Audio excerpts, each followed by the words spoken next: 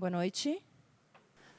Quem não me conhece, eu sou a Fabiane, eu faço parte do marketing da FIA. Nos dias de palestra eu desço aqui para desejar a todos boas-vindas nesse espaço que os nossos coordenadores dividem tendências do mercado com toda a comunidade.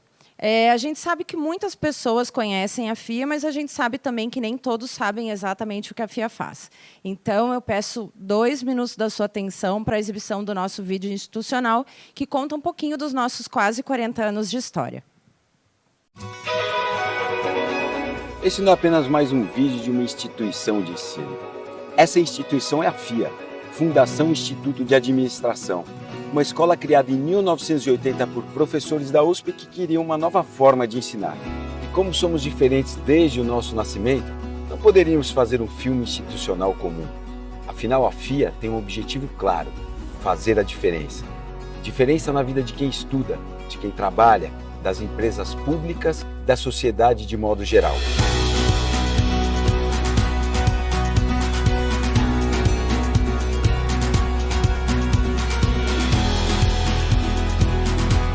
Hoje somos graduação, pós-graduação, MBA, mestrado, pesquisa e consultoria. Quando pensamos em nossa graduação em administração, fomos categóricos. Não queremos formar administradores de empresas que já existem. Queremos, acima de tudo, formar líderes com perfil empreendedor, capazes de gerir grandes companhias ou construir suas próprias empresas. Nosso curso de graduação em administração está entre os mais bem avaliados do país, fazendo parte de um restrito grupo de faculdades que alcançaram nota máxima no MEC e 5 estrelas no Guia do Estudante. Da pós-graduação ao mestrado, estamos entre as melhores escolas de negócio do país. Somos conectados a escolas dos Estados Unidos, Europa e Ásia. Isso oferece oportunidade de vivência internacional. Sabendo que cada segmento tem diferentes demandas, criamos diferentes programas, como inovação, Big Data, varejo, finanças, empreendedorismo, PME, agronegócios, estudos do futuro e saúde. O resultado prático de tanta inovação: reconhecimento e conquista de prêmios nacionais e internacionais pela alta excelência do nível educacional. A FIA também é responsável pelo Guia Exame das melhores empresas para se trabalhar e o Guia Estadão das maiores empresas do Brasil. E todo esse conhecimento extrapola os muros da Fundação, ajudando governos e empresas estatais no desenvolvimento de políticas públicas responsáveis, modernas e sustentáveis. São projetos únicos e personalizados que ajudam a se modernizar e a criar políticas públicas eficientes. A consultoria FIA utiliza técnicas inovadoras de análise de informação e gestão. Já desenvolvemos mais de 8 mil projetos. Somos diferentes da graduação ao MBA, da pesquisa à consultoria. A FIA faz diferente.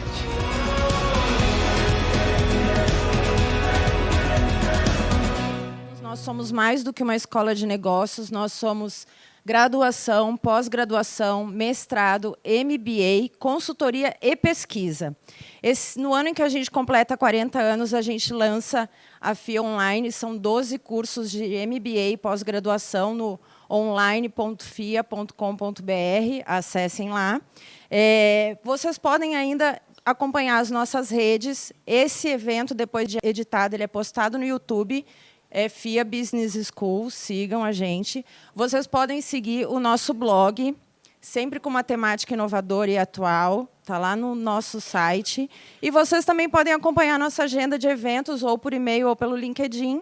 E esse espaço está aberto a todos vocês, todos os eventos gratuitos, e agora cada vez mais eventos que a gente está ofertando. De segunda a quinta, tem evento praticamente todos os dias, então não tem motivo para não dar aquele empurrãozinho, aquela sacudida e voltar a estudar.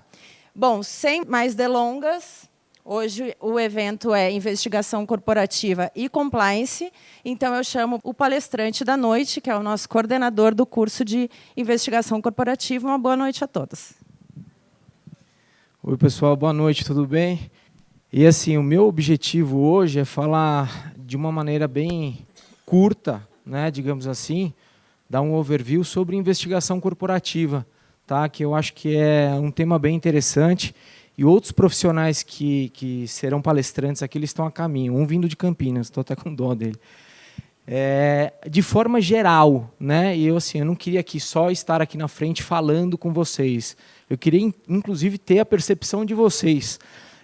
Levanta a mão, por favor, quem aqui, no dia a dia, tem interação, executa atividades de investigação corporativa. Então, eu tenho que aprender com vocês aqui. E os demais, assim, sei lá, curiosidade, transição de carreira, geralmente eu escuto muito sobre isso. Tá? Tem alguém aqui que já teve aula aqui na FIA sobre investigação? Só tem um aqui.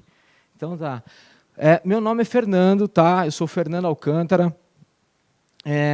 Eu atuo com investigação corporativa já tem uns 15 anos, mais ou menos. E toda a minha experiência ela é voltada na prática. Eu nunca tive assim, um curso ou uma faculdade ou alguma coisa que, de fato, me ensinasse a investigar. Né? Eu fiz faculdade de administração, faculdade de direito, e a minha trajetória profissional, eu fiquei 11 anos numa Big Four chamada KPMG, eu acho que todo mundo aqui já deve ter escutado, né? Quem é, aliás, reencontrei alguns amigos aqui dessa antiga Big Four. Passei bons anos na ICTS Protiviti, que é uma empresa também que mexe com esse tipo de atividade, então lá eu tive a gratidão de aprender também um pouco o que eu sei. Saindo da ICTS, eu fui ser executivo de uma empresa chamada CSN, que é a Companhia Siderúrgica Nacional. Na época, a presidência, eles tinham feito um convite para mim, para que eu montasse uma área de fraude corporativa dentro da CSN. Tá? A CSN, como é uma empresa SA, ela tem por obrigação auditor interna, auditor externa e toda aquela estrutura. Mas boa parte das investigações da CSN elas eram conduzidas pela auditoria. E a preocupação dos executivos na época era: eu tenho uma equipe densa de auditoria, de 20, 25 auditores, mas eu gostaria de uma pessoa que mexesse só com investigação, sem processo, sem contabilidade, outro tipo de apuração. Uma investigação da qual a pessoa não aparecesse, simplesmente trouxesse o resultado para a alta gestão. E aí eu tive esse desafio e consegui realmente fazer um bom papel lá dentro. Eu lembro que de quando eu entrei, até o dia que eu saí de lá, da CSN, o número de denúncias e o número de casos que a gente começou a investigar lá dentro, acho que se multiplica quase que por 4, assim, por conta dos resultados. E saindo da CSN, hoje eu atuo numa consultoria que ela chama CIARD, é uma consultoria pequena boutique, voltado só para investigação corporativa. Às vezes a gente tem um cliente ou outro e fala: tem como vocês riscarem um código de ética? Eu falo: eu não entendo nada de compliance, eu não vou dar um Ctrl+C, Ctrl+V num código de ética de alguém para passar uma para vocês. Meu negócio é investigação corporativa, então é isso que eu sei fazer, essa é a minha paixão. Né? Eu aprendi um pouco sobre isso, errando, acertando, mas, de fato, dentro de casos reais. Tá bom? E, por favor, eu vou deixar, em vez de deixar as perguntas para o final, eu gostaria que vocês fizessem a pergunta ao longo da apresentação, porque é uma apresentação curta, na verdade. Tá? Tudo bem até aqui, gente? Então, vamos lá. Eu não vou nem. Esse slide aqui é um slide que eu gosto de perguntar para vocês e aparentemente ele é simples e nem todo mundo consegue responder. A pergunta é: o que se espera de uma investigação corporativa dentro do setor privado? Quem que me ajuda com essa resposta? Rony. Dados corretos. Dados corretos, o que mais? Rodrigo. Encontrar fraude, o que mais? Dirimir uma dúvida. Apuração da verdade. Tá. Reaver patrimônio. Ó, a gente já está indo para um caminho onde eu gosto desse tipo de resposta. Eu vou fazer uma pergunta agora inversa. Se alguém roubar você, o que você gostaria que acontecesse com a pessoa ou com aquilo que te levaram, te subtraíram? Punição. Então, assim, até pouco tempo atrás, era muito comum um profissional de investigação corporativa se deparar com uma situação onde ele ia lá, investigava e o relatório ou era engavetado, ou, no máximo, era uma demissão por justa causa. Tá? Hoje em dia, o meu contato com escritórios de advocacia vem crescendo a cada dia, sendo na esfera civil, sendo na esfera criminal, sendo na esfera trabalhista. Então, hoje, quando a gente atua com investigação corporativa, a gente quer ir atrás dos fatos verdadeiros e fazer com que tenha uma punição proporcional em relação àquilo que aconteceu. E, se a gente conseguir recuperar algum valor, ótimo. Tá? Vocês entenderam que a gente pode ir um pouquinho além em relação a até pouco tempo atrás? Tá bom? Então, assim, complementando esse slide anterior, eu consigo, assim, com muita precisão, comentar aqui demissões por justa causa e demissões simples, isso era o dia a dia de muita gente. Tá? Hoje, eu consigo falar que eu já consegui trabalhar em determinados casos que, no final, a gente conseguiu, inclusive, confissão da pessoa.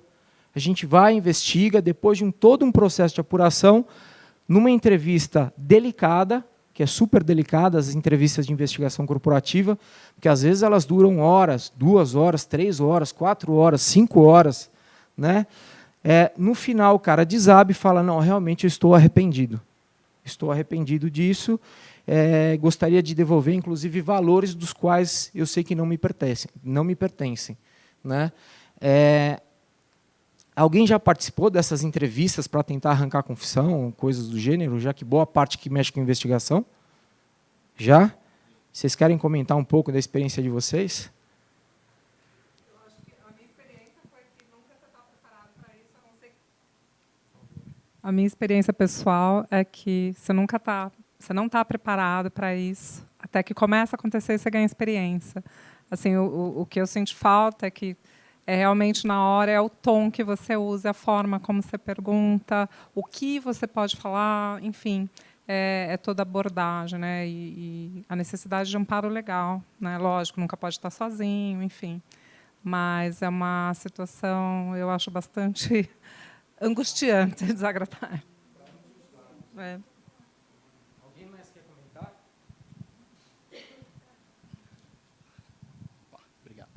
Acho que, no meu caso, cada entrevista é uma forma diferente.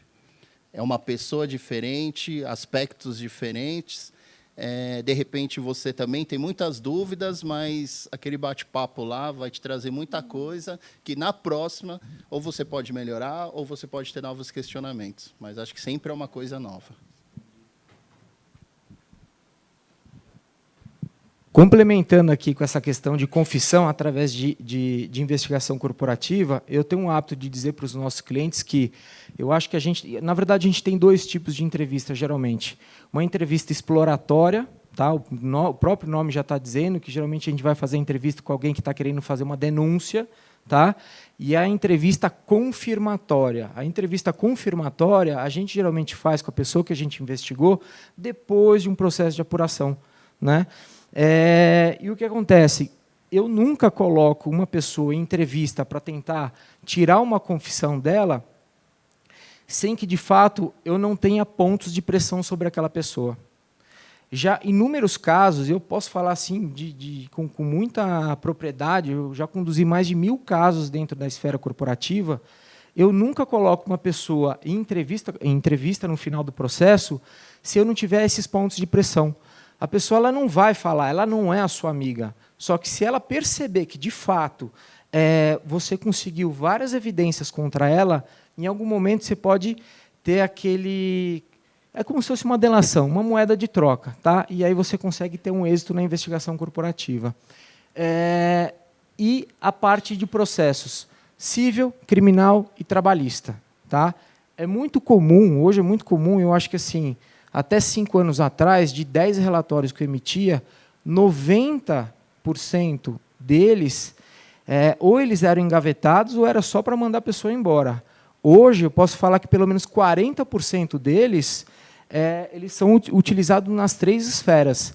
Geralmente, na esfera civil, o advogado ele vai tentar recuperar esses bens, ou bloquear os bens, que seja.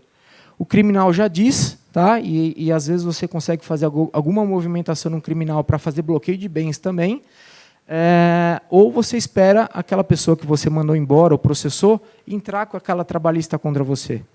O relatório de investigação corporativa ele também te ajuda muito nessa vertente. Eu vou falar de um caso, porque é um caso público. Eu acabei de tocar um caso. Vocês conhecem um... Gente, é a Priscila Leiro, é a próxima palestrante. Né? Obrigado, viu, Pri? Deus te salve. Teve um caso recente que a gente tocou. Vocês conhecem o Condomínio Conjunto Nacional? É um prédio ícone de São Paulo que fica na Paulista com Augusta. Eu acho que foi construído na década de 60, não sei. Vocês podem dar até um Google, realmente, porque é uma notícia que apareceu no Estadão. Síndica frauda Conjunto Nacional e 28,9 milhões de reais. Tá? E eu costumo dizer que investigação corporativa, a gente sabe como começa, mas a gente nunca sabe como vai terminar. Né? E nessa situação, eu sei que assim, algumas pessoas que participaram da investigação, que foram investigadas efetivamente, essas pessoas, no final, elas entraram com ação trabalhista. Né? E o processo de investigação conseguiu derrubar todas. A gente ganhou todos os casos na trabalhista. O civil criminal está um pouco mais delicado. Né? Aliás, hoje eu tive até uma reunião com o civilista. Mas isso acontece. E eu falo que, de maneira expressiva, esses números, os contratantes, as pessoas interessadas em investigar, cada vez mais eles estão ingressando na justiça em relação a isso. Segunda-feira agora, por exemplo, eu estava de férias, vim de fora, eu cheguei em Guarulhos, do jeito que eu cheguei em Guarulhos, eu fui para a audiência. Né? Então, isso é o meu dia a dia, efetivamente. Tá? Dúvidas? Levanta a mão, gente, pode levantar. Mas investigação corporativa, por favor. De investigação? Assim, isso vai depender muito de advogado, de região, do tamanho do caso. Tá? Eu, assim, particularmente falando, eu não sou advogado. Tá? Eu consigo falar com muita propriedade que hoje os casos que eu consigo conduzir dentro de investigação corporativa, eles permeiam em torno de 4, 5 semanas até a entrega do relatório. Tá?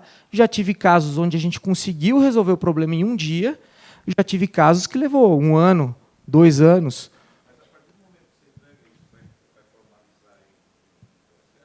Tá? Tá. Essa audiência que eu falei de segunda-feira, também posso falar, é um caso público, é uma audiência... Foi um caso que eu toquei para a CCN em 2015.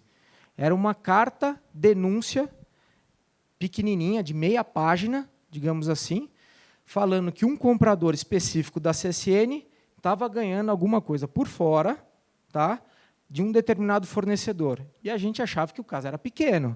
Né? Eu falei, a Aline era uma estagiária minha, eu falei, Li, toma conta desse caso aí, vamos ver o que a gente acha. E durou 12 meses a investigação, porque ela cresceu demais. Se vocês jogarem no Google agora, CSN, 100 milhões, é esse caso. No final dos 12 meses de apuração, a CSN bloqueou 25 milhões de reais que estavam indo para fornecedores supostamente corruptos, bloquearam 82 fornecedores, mandaram embora, numa paulada só, 42 pessoas, metade por justa causa, recuperação de R$500 mil em dinheiro vivo, 8 apartamentos, 5 veículos, e 7 pessoas foram presas através do Ministério Público. Isso foi em 2015. Segundo, eu fui testemunha de acusação e não tenho mais vínculo com a CSN. Então, quando você mexe com investigação corporativa... Eu casei. Você está achando que o quê? Investigação corporativa ela é sedutora, mas é sua amante também, entendeu? Uma hora a conta vai chegar, cara. Não tem como você fugir disso, entendeu? Quando eu falo que nem tudo são flores dentro do mundo de investigação corporativa, boa parte das empresas que a gente acaba conduzindo esse tipo de processo, elas acabam tomando medidas só para proteger a própria imagem dela e elas não vão adiante, entendeu? É muito comum isso em banco. Vamos supor. 10 mil, o que é 10 milhões de reais para você? Resolveria muita coisa, creio. né? O que é 10 milhões de reais para um banco? Não é nada. Café, às vezes ele consegue 10 milhões numa simples transação, na bolsa, sei lá, não entendo muito desse tipo de coisa. Mas, por conta do risco à imagem, muito não se vai adiante. Então, o que acontece? Eu falo que esse é um dos principais slides que fomenta a investigação corporativa e você entra numa esfera de enxuga-gelo. Tá? Uma outra vertente aqui, que o fraudador, geralmente, quando você fica naquele patamar de mandar a pessoa embora por justa causa que seja, ou fala, tipo, dá os 40% dele para a gente não ter problema, eu costumo dizer que isso é troca de cadeira. O que é a troca de cadeira? Você é da empresa A, aqui é a empresa A, aqui é a empresa B. É assim simples. Tá? Você mandou alguém embora aqui do seu grupo porque o cara estava fraudando. A empresa B faz a mesma coisa, mandou alguém embora aqui porque estava fraudando. Tá? Você mandou essa pessoa no mercado, a empresa B mandou essa pessoa para o mercado, você gerou uma cadeira? Você gerou uma cadeira vaga. A empresa aqui gerou uma cadeira vaga. Vocês vão fazer troca de gente que continua fazendo coisa errada. Então, vocês estão fomentando esse tipo de coisa de alguma maneira, entendeu? Aí a pergunta que eu faço, dentro desse cenário, vale a pena fraudar?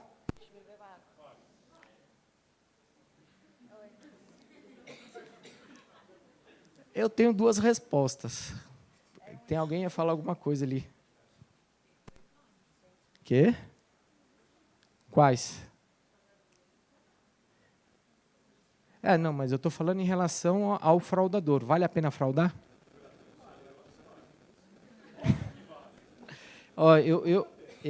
Não faz muito tempo que eu vim de um escritório de advocacia criminal, ele chama Torres Falavinha. Eu adoro o pessoal do Torres. É uma boutique de escritório criminal, eles são muito bons. Tá? Uma vez a gente estava conversando que tem gente que... Alô. Tem gente que faz coisa errada e dentro da coisa errada, dependendo do quanto ele levar, ele está provisionando advogado, quanto tempo ele vai ficar na cadeia. Então, assim, levou 20 milhões, deixa 10 com o advogado, ainda tem 10, entendeu? Então, tem gente que, infelizmente, pensa desse jeito. Tá? Mas, assim, respondendo aqui de maneira direta, vale a pena fraudar? O que eu digo? No início da fraude, antes da investigação, ou seja, antes do cara ser descoberto, talvez. Tá? Talvez porque ele encara uma questão moral, que talvez ele vai conseguir segurar o rojão, e, financeiramente, ele vai entrar num talvez. Tá? E você vai ter que tentar entender a motivação do cara. Por que ele está fraudando? Existem inúmeras vertentes. Tá? Já peguei situações onde dívida de jogo, dívida de droga, a pessoa dizia que ela recebia muito pouco versus a responsabilidade que ela tinha dentro da empresa. Né? Outro dia a gente pegou um gerente da área de compras, um engenheiro, era um engenheiro de uma construtora, ele estava desviando lá boa parte do material da obra por um terreninho no fundo da quadra de trás, onde ele estava subindo um condomínio, umas casinhas assim. A gente falou, mas por que você fraudou, cara? Teu salário é de 20 pau. Aí eu pergunto, quem aqui não gostaria de ganhar 20 mil por mês mais bônus? O presidente da Mitsubishi Nissan disse a mesma coisa, que ganhava pouco. Aí, $1 milhão por mês. Levanta a mão, quem gostaria de ganhar 20 mil fixo, assim, travado por mês mais bônus? Metade, ótimo, eu estou nessa também, tá, gente? Aí eu falei, mas por que você fraudou? Ele falou, eu não concordo com os meus 20 mil por mês versus a minha responsabilidade de conduzir uma obra de 36 milhões. Então, assim, essas coisas existem. Tá? Então, voltando em relação ao slide anterior, vale a pena fraudar? Antes da pessoa ser descoberta, a cabeça dele vai falar talvez. Só que depois que você pega o cara fazendo coisa errada, moralmente falando, não. Por que moralmente falando, não? Ele vai se deparar com amigos do trabalho, família, filho. Já pensou você chegar em casa e falar assim, o seu filho fala, pô, pai, você fez isso mesmo? Então, assim, eu já, dentro desse escritório de advocacia que eu comentei, eu já vi marmanjo barbado, barba branca, chorando porque não aguentou o rojão. Tá? E financeiramente falando, nunca vale a pena. que você vai comprar? Vai te dar o conforto que você quer? Entendeu? Pode mudar de país e começar tudo de novo. Outra vertente aqui que eu falo que é investigação. Essa é uma fotografia da situação em relação à investigação corporativa quanto a determinadas dificuldades. Um percentual pequeno dos fraudadores eles acabam sendo descobertos, concorda? Tá? É que não tem como anotar. Tenta colocar isso aqui dentro de um funil. Quem trabalha em empresa aqui grande? Quantos funcionários tem na sua empresa? Média? Pode chutar. É só um exercício. 10 mil. Vamos chutar 10 mil. Dos 10 mil, quantos estão fazendo coisa errada nesse momento? 10%? 1.000. Tá bom. Então, dos 1.000, quantos desses 1.000 você vai conseguir identificar fazendo coisa errada? Que ele foi denunciado ou porque tem uma suspeita? Porque uma fração expressiva você não vai estar dentro do seu campo de visão. Quanto? Menos de 100. Tá, então, ó, a gente tinha 10 mil, foi para 1.000, estamos em 100. Dos 100, quantos você acha que vão pagar de maneira proporcional por aquilo que fez? Boa, adorei. Trocar cartão. Então, assim, essa vertente, fazendo um overview da situação real de como as coisas acontecem dentro da empresa, eu falo que esses relatórios de investigação corporativa, puxando, por exemplo, aquele slide lá do banco que eu dei como exemplo, a pessoa simplesmente vai para o mercado de trabalho de novo. Tá? Então, assim, eu falo que investigação é um trabalho árduo que a gente tem que começar a mudar ele. Tá? E esse slide ele fala justamente disso. Um percentual pequeno do fraudador ele acaba sendo descoberto. E destes, um percentual ainda menor, efetivamente, ele é punido e não apenas demitido ou alvo de processo civil, criminal, trabalhista que seja. Tá? Concordam? Todas.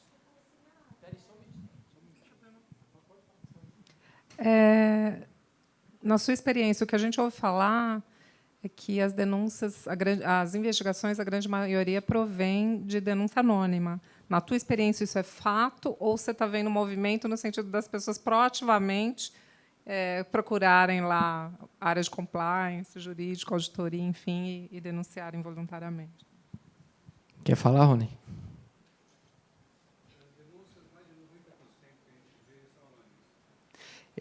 Gente, eu vou fazer uma apresentação aqui. É o Rony, é um amigo meu de longa data. Hoje ele é um dos principais responsáveis pela empresa dele em relação a um canal de denúncia que eles oferecem para o mercado. E dentro da minha experiência, de cada 100 denúncias, 90%, 95% é anônima. Tá? 5% são denúncias não anônimas, digamos assim, mas tem uma responsabilidade do investigador de não colocar o nome da pessoa que denunciou no relatório. Tá? Você tem uma responsabilidade muito grande em relação a ele. E quando eu falo de canal de denúncia, a gente vai falar mais para frente, canal de denúncia não é só 0800. E tem uma... Não esqueci de você, não, só um minutinho. E tem uma outra vertente que, quando a gente fala de denúncia, a denúncia ela não vem...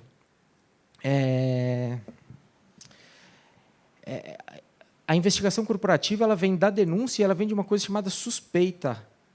A suspeita ela é diferente da denúncia. Outro dia a gente tocou um caso de investigação para uma diretora de uma empresa que ela ia semanalmente num determinado salão de beleza e, enfim, eu gasto R$50 para cortar cabelo. Eu não sei quanto uma mulher deixa num salão.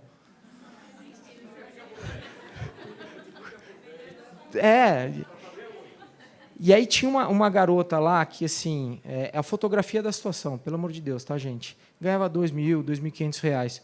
Só que ela frequentava o salão da diretora 3, 4, 5 vezes na semana. Enquanto a diretora ia lá fazer a unha, a outra ia fazer permanente. Não sei, estou chutando.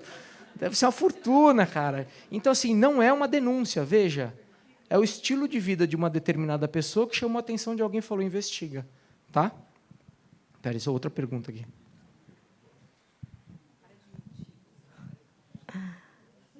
Oi. Você disse assim, tem que investigar, tal, porque esse camarada vai sair dessa empresa e ele vai para o concorrente. Tá? Mas como fazer para evitar isso? Porque quando é caso que está na mídia, ok, a gente sabe quem é. Quando é empresa de pequeno ou médio porte, aí não tem como. E o que a gente deve fazer nesses casos?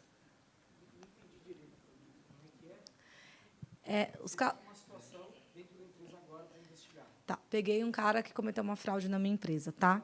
E aí eu quero fazer algum jeito para as minhas empresas concorrentes não contratá-lo mais. Como fazer isso? Você falou ele vai sair daqui, ele vai para o concorrente. Como a gente breca isso?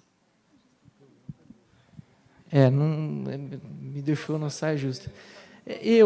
Fernando, tá? Eu entraria com uma ação que seja civil ou criminal, tá? Dependendo da situação, boletim de ocorrência.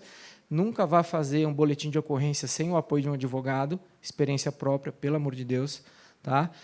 Mas você também cai dentro de uma determinada discriminação aí se você ventilar os 4 cantos de que o cara ele supostamente fez alguma coisa errada, porque às vezes ele não fez também. Tá? Estou falando porque tem muito empregador que não vai com a cara da pessoa e está querendo simplesmente queimar o cara no mercado. Entendeu? Tem que ver, porque o papel aceita qualquer coisa, esse é o bem da verdade. A pergunta é, o cara realmente fez isso? Então, a gente tem que tomar muito cuidado com os relatórios de investigação corporativa, porque você não vai mudar 180 graus a vida dele, você vai mudar 180 graus a vida da família dele inteira, porque, às vezes, tem filho e mulher que depende do cara. Né? Sei lá, realidade da situação. É muito comum, às vezes, no mercado financeiro. O mercado financeiro é um ovo. Quem é do mercado financeiro aqui? Estou falando besteira? Né? É um ovo. Se o cara se queimar num banco, numa corretora, né? Então, e o que acontece? É o raio da blacklist, digamos assim, é uma blacklist que não oficial, tá? Já aconteceu muito, por exemplo, eu conduzo, eu sou uma das pessoas que ajuda uma equipe de investigação corporativa. A gente tem vários casos rodando ao mesmo tempo, fora os que a gente já entregou.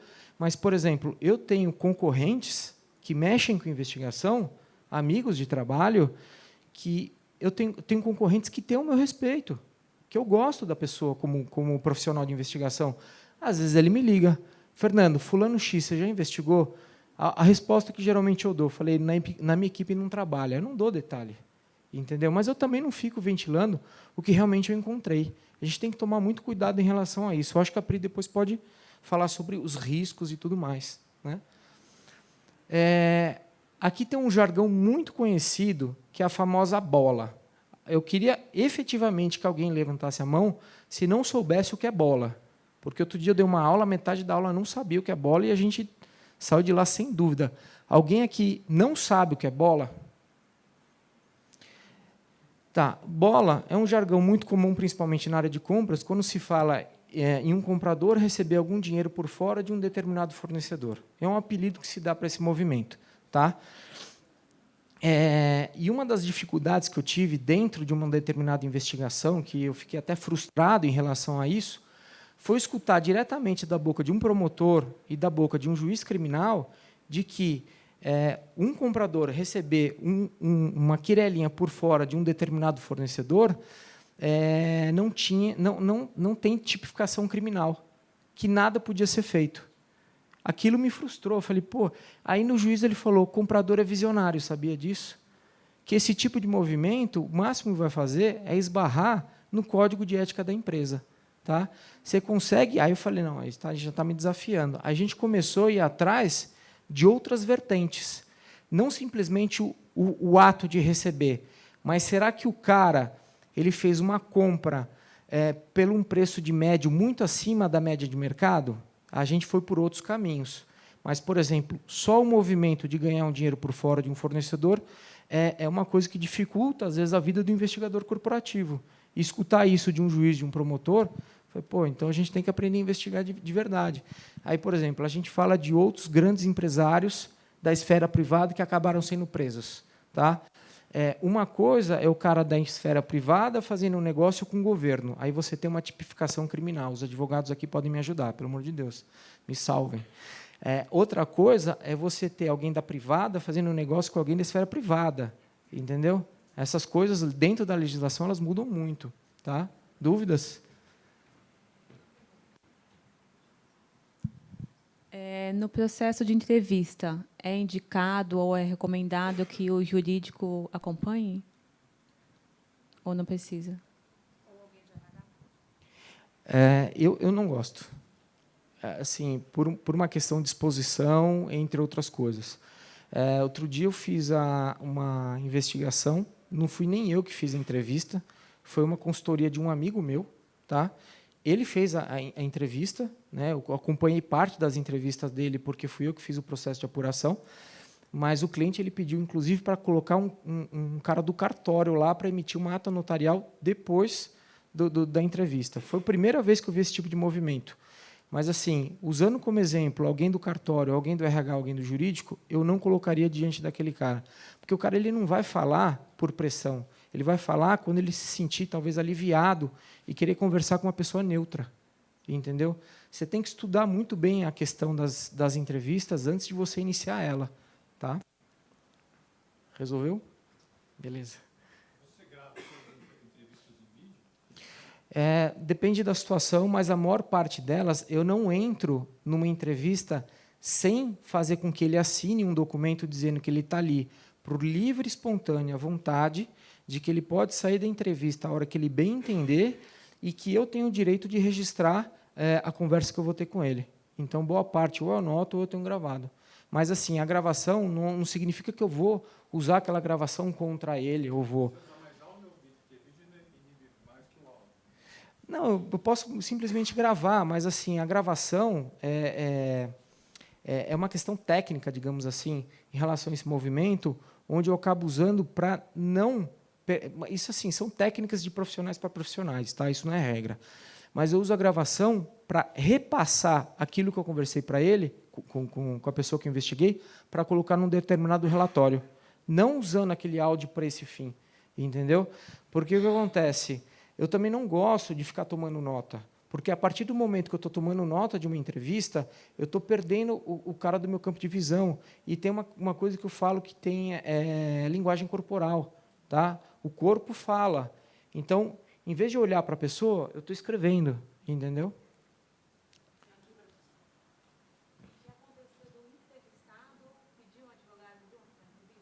Eu já tive situações onde entrevistas duraram 6, 7 horas, da pessoa assinar o documento e falar, bom, aqui está dizendo que eu posso estar aqui de livre e espontânea vontade. Você confirma? Confirmo. Ele fala, beijo, tchau. Fui. Entendeu? E o cara dá abandono de emprego. Cadê o cara no dia seguinte? Então, assim, eu já vi várias coisas. Pediu advogado é o de menos. Tá? Vamos lá, próximo. A área de investigação corporativa dentro da empresa, ela precisa necessariamente do apoio de outros setores. Tá? Não tem como fugir do jurídico e comitê executivo, tá? O comitê de auditoria e RH, né, porque o RH, no fundo, tem que dar um fim no cara ou não. Compliance, auditoria interna e auditoria interna. Parte aqui, eu falo que a gente tem que chamar uma auditoria, uma empresa de investigação externa, em 20% das situações. Né? Eu falo para os meus clientes, para os meus amigos, se você conseguir resolver os seus problemas dentro de casa, em 80% desse volume, ótimo. E aí eu pergunto o que eu faço para vocês. Por que 20% é necessário ir buscar fora? Expertise.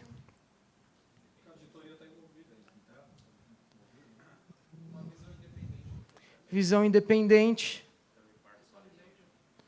Visão independente, o que mais? Tecnologia que a empresa não tem. Expertise. Processo. E tem uma outra coisa ainda que eu falo, que se chama risco. Tá? Por exemplo, aquele caso da CSN. Caso pesado. Não foi um caso simples.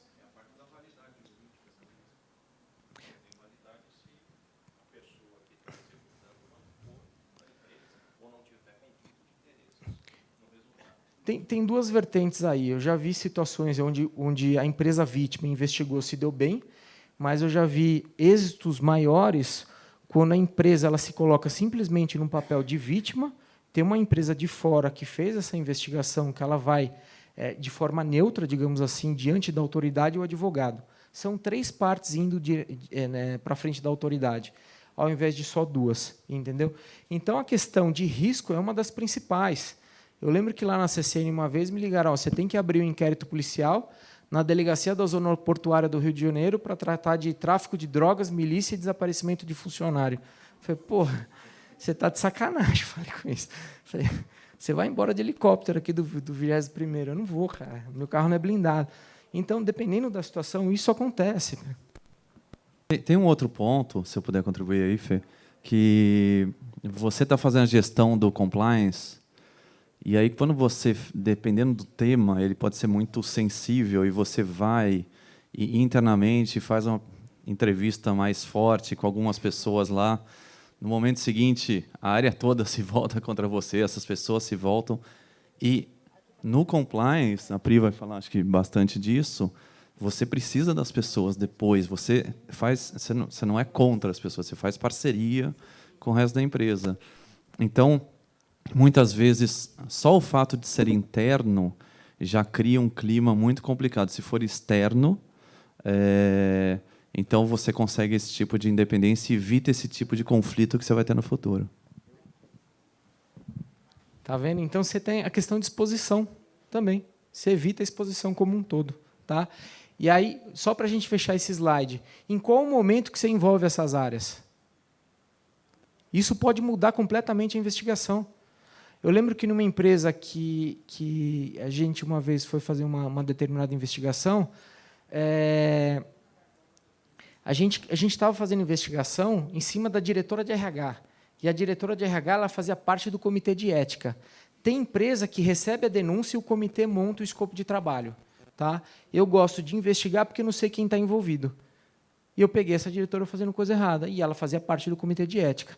Então, assim, você tem que envolver na hora certa.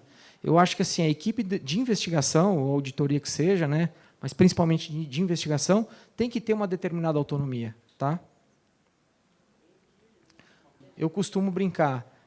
Investigação corporativa, quando você tem uma denúncia ou você tem uma suspeita, isso que está no seu colo é a pontinha do iceberg. É a pontinha. Você não tem a menor noção do que tem abaixo daquela linha da água. Tá? Eu brinco, por exemplo, eu uso o caso público da CCN, porque, na época, a gente recebeu uma carta-denúncia de uma página falando de um comprador que ganhava R$2.000 por mês. Eu falo, putz, dado o tamanho da CCN, não deve ser um caso tão crítico. 12 meses depois, o caso estava no Jornal Nacional. Então, assim, tudo que cai no seu colo, investiguem. Tá?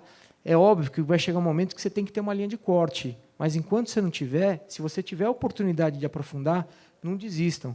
Porque já aconteceu também em situações onde eu falava assim, putz, eu tenho um casaço aqui na mão. E, quando eu comecei a apurar, eu não tinha nada. Tudo aquilo que eu tinha de suspeita tinha uma resposta. Tá? Canal de denúncia. O que mais fomenta as investigações é o canal de denúncia. Tá? E, quando eu falo canal de denúncia, não é só o 0800. O canal de denúncia, você tem o 0800, você tem e-mail, você tem carta, você tem denúncia verbal, que geralmente a denúncia verbal é a melhor, que você consegue puxar o fio certo do tapete. Você tem aplicativo de celular, você tem... eu tenho um cliente meu que eu falei, você tem que melhorar isso aqui. Ele tem uma caixinha de acrílico no banheiro para o cara colocar um bilhetinho. Eu falei, não faz isso comigo, cara. E, quando eu falo também de canal de denúncia, você tem inúmeros modelos, cara, desde de um interno, tá, até os terceirizados, que é o que eu defendo. Entendeu? Por exemplo, eu tenho uma equipe de investigação de compliance, onde alguém quer denunciar alguém do meu time. Eu vou receber a ligação, eu vou receber a carta? Pô, pasmem, a maioria é assim, boa parte é assim. Um volume de empresas ainda no mercado é assim. Tá?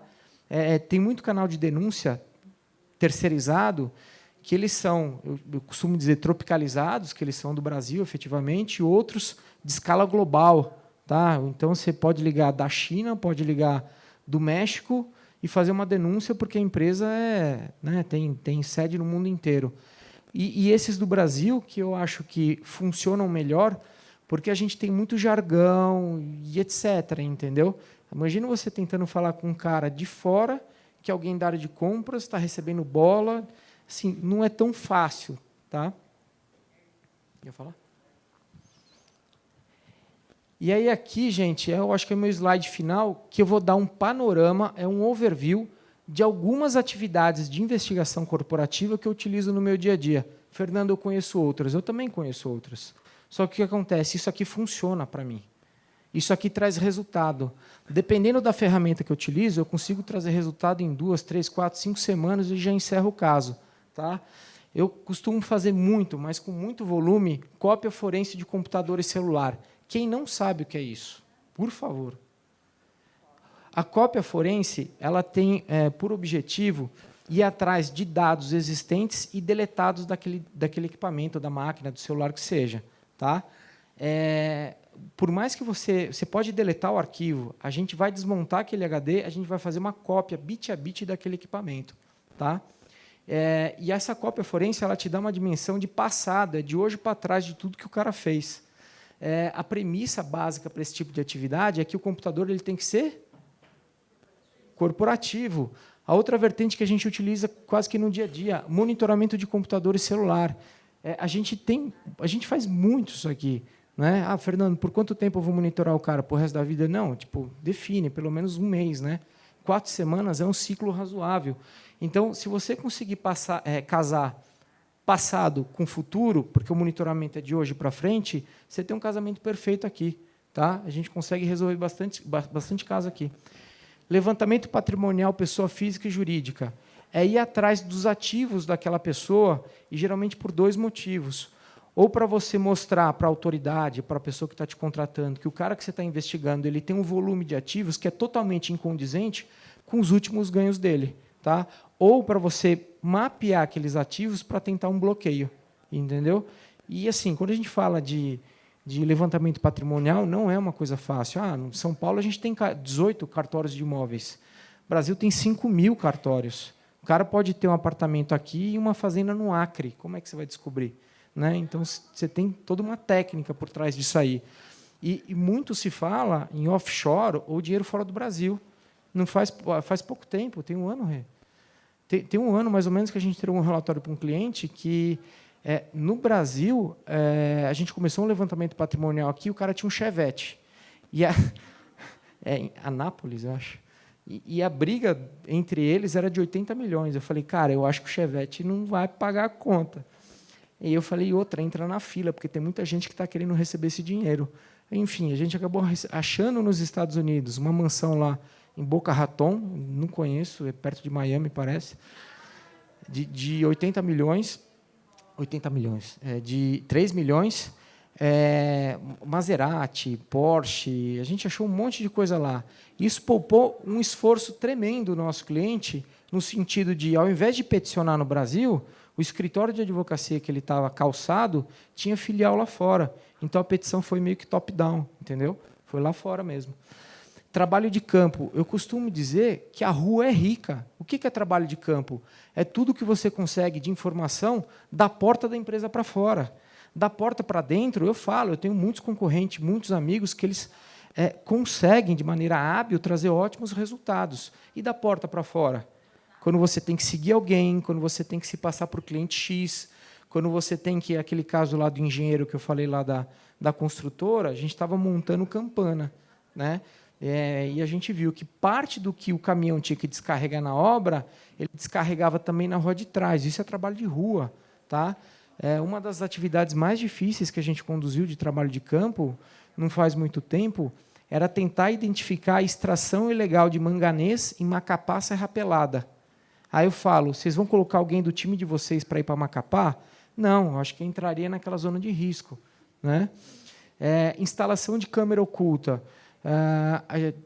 Muito se faz, a gente muito consegue fazer, colocar câmera escondida dentro do ambiente corporativo.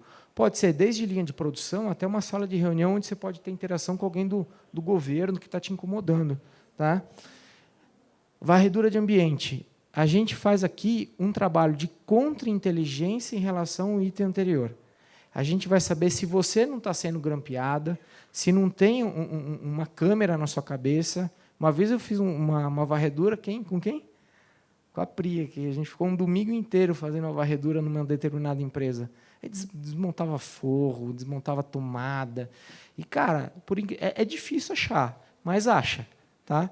Eu lembro que uma vez eu escutei de um amigo que também faz esse tipo de trabalho, que ele teve uma sacada genial. Ele encontrou um ponto de escuta, de gravação, numa mesa da sala de reunião da presidência. E aquele ponto de escuta ele se conectava com um equipamento que ficava dentro da sala do servidor. Quem é que tem acesso à sala de servidor? Tem. Aí o que eles fizeram? Em vez de tirar, eles deixaram. Eles desconectaram o fiozinho lá dentro da sala de servidor e eles colocaram uma câmera escondida para saber quem é que ia conectar. Entendeu? E pegaram o cara. Então, assim, a varredura de ambiente ela é muito comum e corriqueira dependendo da empresa. Pode ser construtora, pode ser, enfim, banco, faz muito esse tipo de coisa. Background check, eu acho que todo mundo aqui sabe do que se trata. Blitz documental. O que é blitz documental? Eu tenho um hábito de ir no cliente que eu estou ajudando, enfim, a gente vai na estação de trabalho do cara, eu vou ver que o cara jogou de papel no lixo. Porque o que acontece? Aqui é digital, aqui é muita coisa digital. Tem muita fraude que ela é física. É um contrato clonado, é um contrato adulterado, é um boleto clonado. Enfim, é ver o que o cara jogou no lixo ou o que ele tem ali em cima da mesa efetivamente em termos de papel. As entrevistas que eu comentei com vocês, monitoramento de objeto móvel, é o quê? A gente plugar rastreador em alguma coisa. Tá? Acho que o último que a gente fez foi num carro corporativo, numa Audi aí, tem que ir até atrás desse rastreador. A gente colocar um rastreador em qualquer coisa que pode ir de um ponto ao outro. Um caminhão, uma carga, um material, um equipamento. Tá? Auditoria investigativa, eu acho que muito tem aqui de auditores. Tá? Eu vim de Big Four. E quando eu era da Big Four, eu sempre escutei, vamos auditar, que se a gente achar coisa estranha, a gente investiga. Hoje eu falo que eu penso de forma diferente. Hoje eu começo investigando para auditar depois. Alguém sabe por quê? Aquele caso... Hã? Auditar processo, você vê se um fornecedor está dentro daquela empresa e está dentro há quanto tempo, se tudo aquilo está respeitando quadro de concorrência, alçada de aprovação, se tem nota fiscal sequencial ou não, aquela coisa, né, mais by the book. Eu tenho hoje o hábito de investigar para depois auditar, porque eu quero auditar a empresa certa. Por exemplo, naquele caso da CSN, a área de compras da CSN movimenta por ano 12 bilhões de reais para ela parar em pé. É muito dinheiro, tá? Em termos de contratação de serviço ou compra de material. Se eu tivesse que auditar para depois investigar, eu estaria auditando até hoje, porque é um mar de fornecedores, efetivamente. A gente, vamos começar a entender com quem que esses compradores se comunicam para a gente fazer uma auditoria específica em cima daquelas empresas. Tá? E aí eu falo, assessoria em litígios. O relatório que você emite, você vai ser responsável por ele enquanto aquele relatório estiver rodando, vocês estando dentro da empresa ou fora. Tá bom? Dúvidas, gente? Você falou cópia forense de computador celular, desde que seja corporativo. Claro. Hoje em dia, algumas empresas estão liberando que o próprio funcionário expõe a sua máquina e compra o seu dispositivo. Concordo. Nesse caso específico, como que você trata isso? A gente pegou isso não tem um mês. 20% do meu cliente ele tem equipamento pessoal porque a empresa é permissiva nesse sentido. Traga o seu computador, notebook. A gente ia investigar um gerente lá, X, e o cara ele tinha um Mac dele pessoal. Na hora eu falei, cara, não posso pôr a mão nisso. Mas ele está na estrutura da empresa. Eu falei, não posso pôr a mão, a máquina é dele. Né? Você vai entrar naquela questão de você vai investigar, você vai achar prova, e aí é capaz de dar um tiro no próprio pé. Como é que eu consegui sanar essa situação? Eu falei, esse notebook ele tem acesso a quais diretórios? Esse, trava todos. Aí travou, aí o cara entrou em contato com a área de TI, não estou conseguindo ter acesso. Cara, eu não sei o que acontece. Aí a gente fingiu demência. Faz o seguinte, enquanto a gente não sabe o que está acontecendo, toma esse aqui da empresa.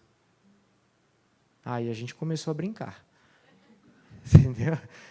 Mas investigar nem sempre é fácil. Vou lá, vou fazer cópia,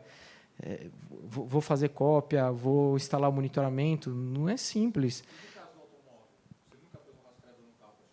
Não dá. Não dá. Nem rastreador, nem ponto de áudio dentro do carro. Dá para fazer isso também. A gente põe atrás do volante. Né? Mas, o quê? Não, nem tem como. Nem tem como. Não, por que eu vou fazer? Não tem como. Como você chama, desculpa? Jairo? Não, cara, isso assim é todo dia. A gente recebe esses tipos de pedido todos os dias. Outro dia o cara falou, eu não esqueci de vocês não, tá? A empresa disponibiliza para o funcionário celular corporativo. Para o cara não carregar o corporativo e o pessoal, o telefone dele era dual chip. Ele arrancou o chip do corporativo e jogou no pessoal. Eu podia mexer no celular do cara? Não, não dá. Eu não preciso assumir risco para ir atrás de uma determinada informação, sendo que um determinado caminho que eu sei que não é fácil chegar, ali na frente ele vai me dar o êxito que eu quero. Pode ser trabalhoso. Vamos trabalhar, cara, estamos aqui para isso, não tem problema. Entendeu? Bom, só vou responder essas duas perguntas aqui, rapidinho. Não, nem precisa. Fernando, da sua experiência, qual que é o principal ponto de atenção que você consegue passar aqui para a gente no relacionamento da investigação corporativa interna com os órgãos do governo, Ministério Público, Polícia Civil? Como é que funciona esse meio de campo? Qual que é o principal ponto de atenção que a gente precisa ter nesse relacionamento? Eu acho que assim, a principal relação, que nem eu falo, um cliente meu, quando ele tem um problema, outro dia um cliente, ele comprou 540 notebooks. Dos 540 notebooks, sumiram do estoque dele 245 máquinas. A primeira coisa que ele foi fazer por conta do seguro era um boletim de ocorrência. E depois ele falou, cara, eu estou com medo de virem pedir dinheiro para mim ou disso ir para a mídia, tá? Porque é uma empresa altamente regulada. Então, assim, respondendo a sua pergunta, assim, agir com muita cautela, agir dentro da legalidade, ver com muito cuidado as informações que você vai colocar dentro desse relatório e estar calçado de um bom advogado. Tá? Você tem que ser cirúrgico. Não dá para sair, né? Vamos investigar. As coisas não são tão simples assim, porque muita coisa pode vir contra você. Mais alguma coisa, não? Legal sua pergunta. É muito legal, porque isso eu acho que é importante todo mundo ouvir, porque, por exemplo, quando eu coloco exercícios em sala de aula e dou um caso e falo, galera, como é que vocês resolveriam? Cara, o cara falta assim, descrever na lousa o escopo de trabalho do FBI, que seja, sabe? Esse negócio gigante, completo, eu faria isso. A primeira pergunta que eu faço, quanto custa essa sua investigação? 2 milhões. Quantas denúncias você tem por mês no canal de denúncia? 500. Você tem 2 milhões por denúncia para poder gastar? Então, assim, é ir de forma gradativa. Tá?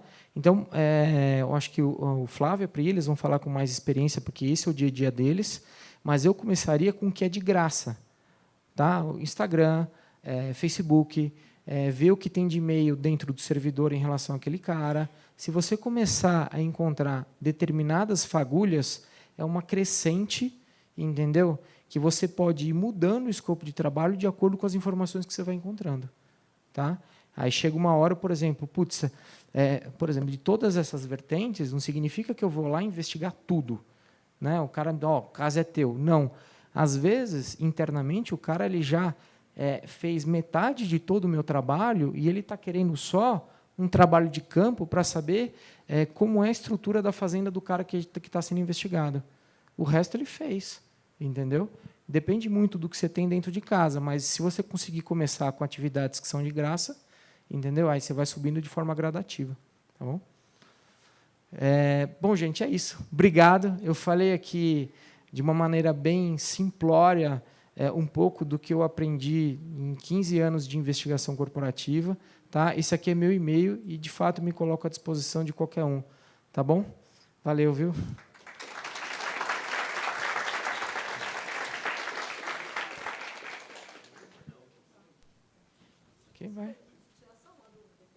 Todas. Você colocou aí instalação de câmera oculta. A gente pode colocar isso? Pode. Se colocar, você está sendo filmado? Não, tem que colocar. E não vale você colocar a câmera, conseguir a informação que você quer e depois pôr a placa, tá?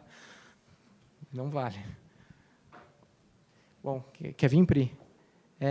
Eu vou chamar a Priscila Leiro, tá? A Priscila Leiro, ela é uma executiva de compliance da PepsiCo, tá?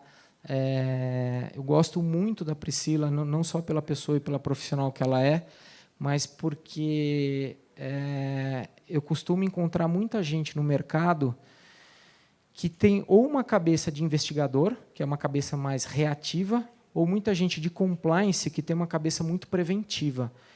A Priscila, ela foi compliance officer não, foi compliance, mexeu com compliance Mercedes, Serasa, CTG Brasil, e hoje ela está na PepsiCo. E toda essa experiência dela de compliance é culminado também com investigações, tá bom? Vem cá, Pri.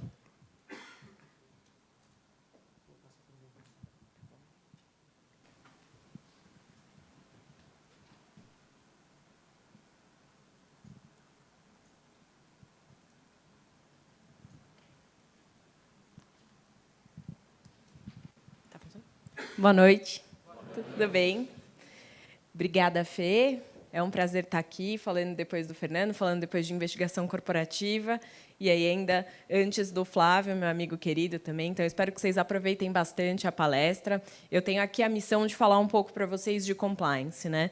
E depois do Fernando falando de investigação, parece que às vezes compliance é um tema nem tão sedutor, mas eu vou mostrar para vocês aqui que até o final a gente vai mostrar que compliance é tão sedutor quanto, tá? E aí eu espero responder boa parte das perguntas de vocês. Acho que a gente vai trazendo aqui dentro dos programas de compliance onde que eles se encaixam na parte de investigação. Tudo bem? Vamos lá. Bom, falando um pouquinho então de desenvolvimento dos programas de compliance. Alguém tem dúvida ainda por que a gente tem que desenvolver ou a gente tem que ter um programa de compliance? Acho que hoje está mais consolidado. A gente já tem aí quase 5 anos desde o decreto que regulamentou a lei anticorrupção. A gente teve uma série de escândalos, a gente teve uma onda muito grande com a Lava Jato e com outras operações. Só que, além disso, a gente tem que olhar um pouquinho para trás, né? Quando a gente fala das grandes multinacionais hoje, todas elas estão sujeitas ao FCPA, ou pelo menos boa parte delas, ou então à legislação do Reino Unido. Isso quer dizer que essa já é uma realidade de boa parte das empresas. Mesmo assim, né, acho que a gente ainda tem um bom caminho para andar, porque, pelas mais recentes pesquisas, a gente tem que praticamente entre 30% e 40% das empresas ainda não têm um programa de compliance. Ainda temos um bom caminho, mas acho que já ficou um pouco claro por que a gente precisa ter. Então, não é só uma questão de legislação nacional, mas também uma parte de legislação internacional. E, no fim do dia, eu vou mostrar para vocês que é dinheiro também, né? Empresas que têm um programa de compliance sólido, robusto, elas costumam ter um retorno do investimento muito superior ao de outras companhias. Isso que é muito interessante a gente mostrar. E do que é feito, né, o programa de compliance? Hoje, aparentemente, a compliance virou uma entidade, uma organização dentro das empresas. O que faz a área de compliance? O que a área de compliance tem debaixo do seu guarda-chuva? Quando a gente fala aqui em estar em compliance, é bastante simples. A gente fala estar em compliance é estar em conformidade com a legislação, é estar em conformidade com os regulamentos, é estar em conformidade com as regras, com os padrões, com os requisitos, com governança. É um tema bastante amplo, mas a gente vai trazer aqui para vocês alguns bons pilares. Alguém sabe me dizer aqui qual que é o pilar mais importante ou o que é mais importante para a área de compliance? O que mais? Nenhuma dúvida? Sim. O que mais? Também, muito importante. Vocês vão ver aqui, a gente vai trazer até o fim. Uma vez que você perdeu ou que você teve um escândalo, seja ele por qual motivo for, as ações caem vertiginosamente. A gente teve alguns casos recentes, 1, 2 anos, foi 1/3 de valor de mercado de algumas companhias. Isso é muito importante. Mas tem um pilar para a compliance que é muito importante. Sem eles, vocês não vão conseguir desenvolver o programa. A área de compliance não vai se sustentar. O Flávio depois também pode contar aqui um pouquinho para vocês. Quando a gente fala aqui em um programa de compliance, os pilares fundamentais, o primeiro é o comprometimento da alta liderança, tone at the top. Por quê? Porque a gente precisa que a liderança e que todo o corpo diretivo da companhia esteja na mesma direção que vocês. O que não funciona?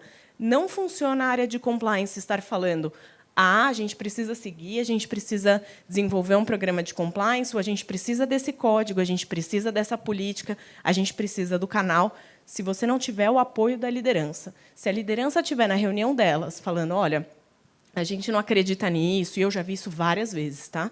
A gente não acredita nisso, a gente não entende que isso seja importante. Ou, por exemplo, a gente vê alguns casos que você vê o presidente ou você vê o conselho, eles falam alguma questão de compliance e falam: isso aí tudo bem, é só para gastar dinheiro.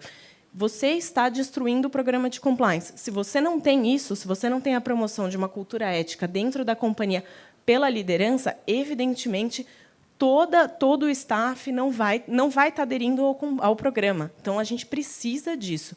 Tone at the top, que é o que eles chamam do primeiro pilar, é o mais importante, é o comprometimento da liderança sênior.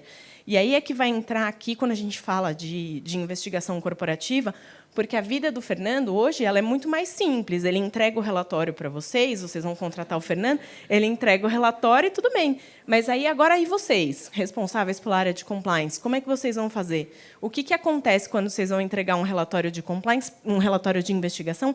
Pensem nisso. Você está com a denúncia em mãos, você recebeu a... Mas é verdade. É verdade. Quando vocês estão com o relatório em mãos, pensem que quem vai tomar a decisão do que fazer com aquela pessoa, se for efetivamente caracterizado uma prática irregular ou qualquer outra coisa que o valha, quem vai fazer, ou quem vai fazer o desligamento, ou quem vai fazer a aplicação de medida disciplinar, possivelmente é a pessoa que você vai estar apresentando. Pensem que aquela pessoa para quem você vai apresentar o relatório de investigação, possivelmente, ela tem alguma influência na sua vida futura. É isso que a gente estava comentando aqui. Essa pessoa que vai tomar a decisão, ela pode estar envolvida, você não sabe. Então, assim, são essas questões que a gente precisa separar muito bem. E, normalmente, a vida do compliance officer não é fácil também por isso. Então, não adianta a gente... Isso já me aconteceu inúmeras vezes. Você apresenta o relatório de investigação e aí você fala: olha, a gente fez um trabalho extensivo de investigação, foram tantos dias aqui fazendo investigação, a gente concluiu que realmente houve uma procedência nessa denúncia, a gente recomenda que a medida disciplinar seja X, Y, Z. Isso acontece muito quando você não tem tone at the top. E aí, o que a pessoa faz? Ela pega o relatório, guarda na gaveta, e aí você... E aí? Né, o que eu faço agora? A credibilidade do seu canal de denúncias vai acabar, né? Assim, a credibilidade da área, em algum momento, também vai acabar sendo muito, muito, muito diminuta. Então, é importante que vocês entendam isso. Eu sempre falo para os meus colegas, quando eles vão mudar de empresa, eu sempre falo: olha, é importante vocês fazerem umas checagens adicionais para entender como é que vai ser a posição de compliance, qual que é a independência que eles têm, qual que é a transparência e mais, como que a liderança mais sênior da companhia está lidando com este tema.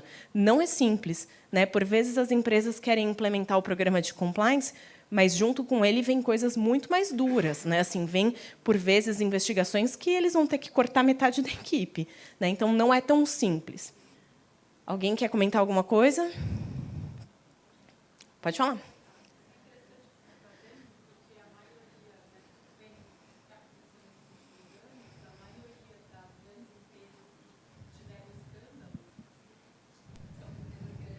Uhum. É verdade. É verdade.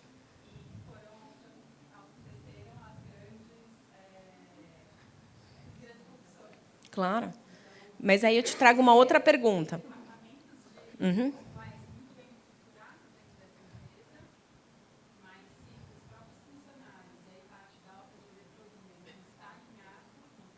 Não adianta. E aí você vai ficar o dia inteiro enxugando o gelo. Esse é um grande ponto, né? Essa informação também é super pública, eu posso comentar para vocês. Eu estava na Mercedes-Benz, na época que eles fizeram o acordo com o Departamento de Justiça.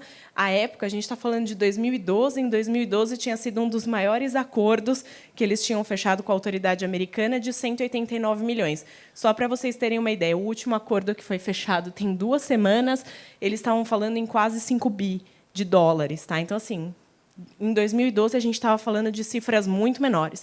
Nessa época, na Mercedes, vocês podem até olhar no site da autoridade americana, eles têm os relatórios lá, se vocês olharem, procurarem por Mercedes-Benz ou por Daimler, que é o nome do grupo controlador, vocês vão ter acesso ao relatório. E lá no relatório eles tinham uma parte super relevante falando que a área de auditoria já havia mencionado que tinham encontrado algumas questões e o board, que isso foi levado para o board na época e o board ignorou. Né? Assim, isso fica claro no decorrer do relatório. Eles tiveram uma questão de corrupção no Azerbaijão e na Rússia. E aí a autoridade americana foi envolvida por uma série de outras questões, mas também porque a Mercedes estava sujeita ao FCPA. E aí eles fizeram um relatório, fecharam um acordo. Fecharam um acordo com as autoridades americanas e também com as autoridades alemãs. Não saiu nada barato. Mas falando hoje, comparando hoje, quase 10 anos atrás, a gente está falando de 180 milhões de dólares. Hoje a gente está falando na casa de 2 bi.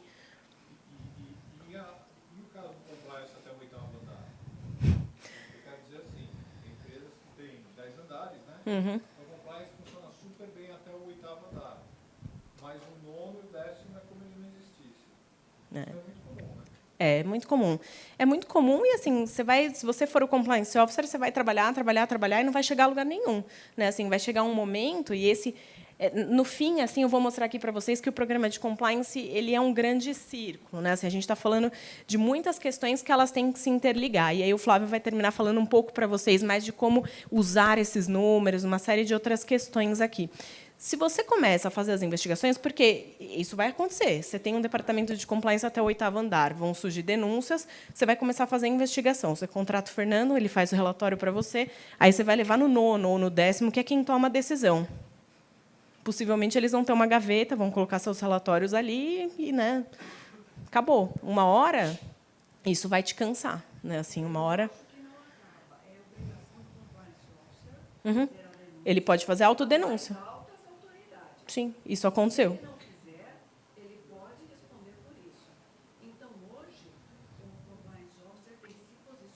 Sim.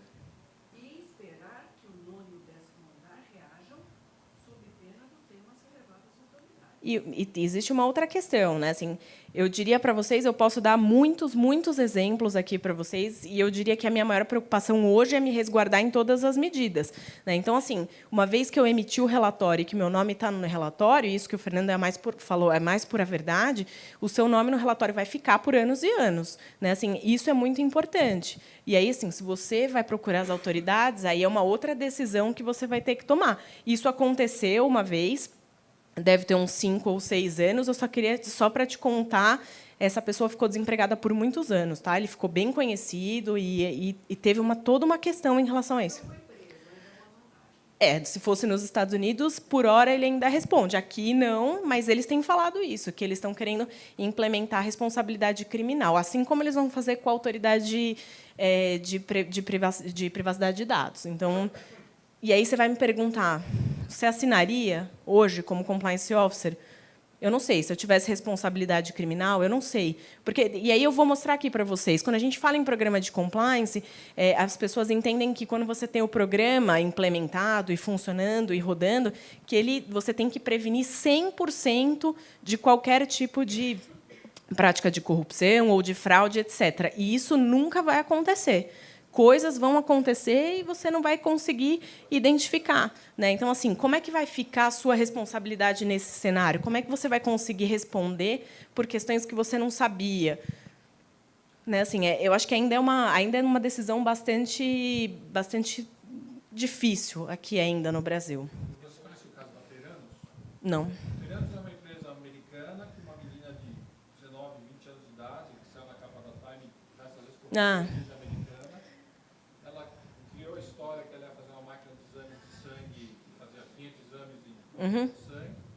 e ela foi enrolando o mercado, levantou mais como era, e passou 1 ano, passou 2 anos, passou 3 anos, passou 4 anos, e, obviamente, era uma psicopata jovem, delirante, né? E está cheio, né? Mas ela enganou os Estados Unidos inteiro, ela tinha um board de Sim. executivos de altíssimo nível que ela pagava e que não viu nada. E aí, não havia denúncias, porque todo mundo, como era uma empresa de altíssima tecnologia, todo mundo assinava um contrato de confidencialidade. Sim. Que impedia que a pessoa via que aquilo era uma fraude absoluta, mas ninguém denunciava com medo do seu contrato de confidencialidade. Até um dia alguém falou, não vou explicar o contrato, porque a mulher é uma picareta. Né? E aí hoje tem um processo nos Estados Unidos de bilhões, ela vai pegar 20 anos de cadeia, mas está lá, aconteceu já. Mas a SEC dos Estados Unidos, né, que é a nossa CVM, eles já emitiram uma série de pareceres falando que os contratos e acordos de confidencialidade, que para eles são os NDAs, que eles não são válidos para questões de corrupção. Então, eles, inclusive, têm aplicado multa em empresa que entrega NDA quando vai fazer entrevista. Esse é um ponto. Na PepsiCo, hoje, por exemplo, a gente não entrega o NDA na assinatura no momento da entrevista. E aí a gente fica... O que fazemos agora? Né? A gente entrega, você me perguntar, fala assim, você se sente confortável de fazer as entrevistas sem entregar o acordo de confidencialidade? Não, não me sinto. Por quê? Porque depois a gente tá no café, a gente ouve fulano comentando com ciclano que foi ouvido, etc, etc. Nesse ponto, não. A despeito de todas as nossas recomendações de confidencialidade dentro das investigações, as pessoas falam, as pessoas contam. Agora, se a gente entrega o acordo de confidencialidade no decorrer da investigação, como a gente está sujeita... Inclusive, a jurisdição da SEC, eles entendem que a gente não pode fazer isso porque seria uma medida de coerção com os funcionários para não fazer nenhum tipo de denúncia para as autoridades. Então, essa já é uma orientação que tem acontecido nos Estados Unidos. É possível que isso venha para o Brasil em breve. E aí, de novo, a gente vai ficar naquele, né, assim, a gente entrega ou não entrega, né? Assim, porque, em alguma medida, você acaba prejudicando a investigação. Por outro lado, tem que falar assim, mesmo com acordo de confidencialidade, as pessoas contam. Né? Assim, então, se você quer saber de alguma coisa, às vezes, entrevista alguém que não é tão importante e depois procura no Skype, ou no Lotus Notes, ou no Zoom, ou etc., que a pessoa comentou com alguém. Né? E isso a gente costuma fazer. Às vezes, a gente entrevista para ver para quem que a pessoa vai contar. E pega, todo dia. Tá? Mais algum comentário? Claro?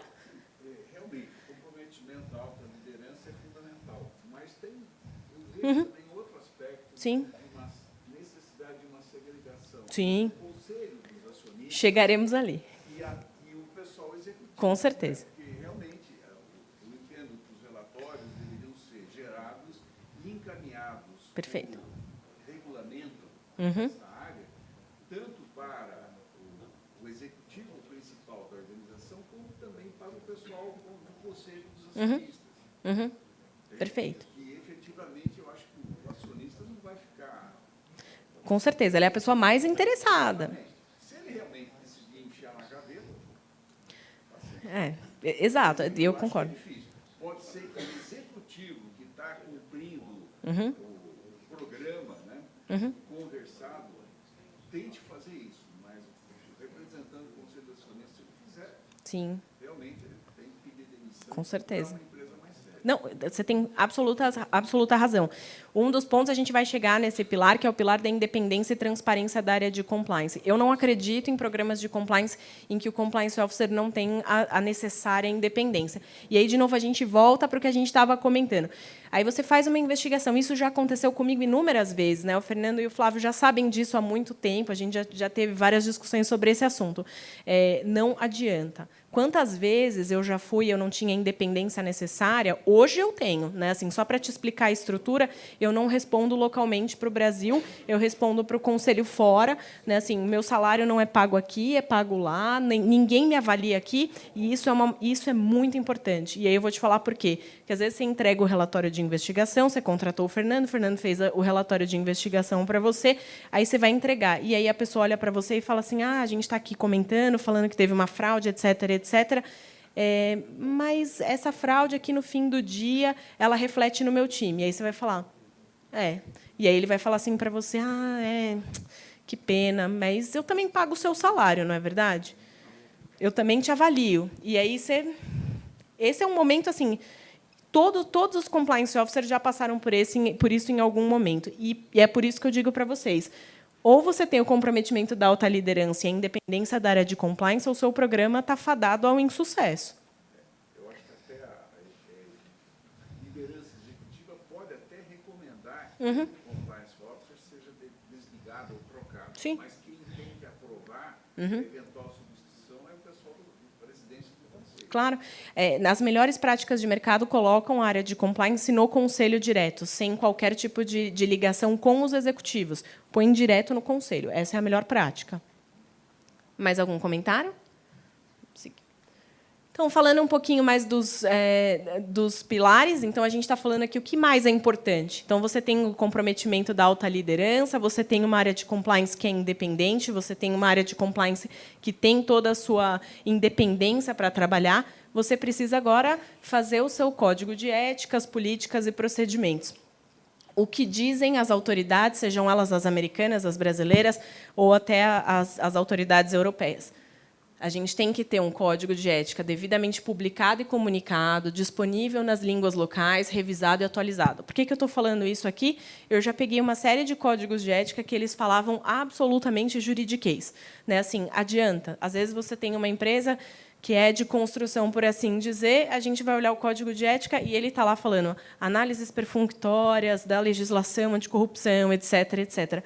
As pessoas vão entender? Talvez o departamento jurídico. E o resto? Você precisa comunicar habilmente com todas as áreas da companhia.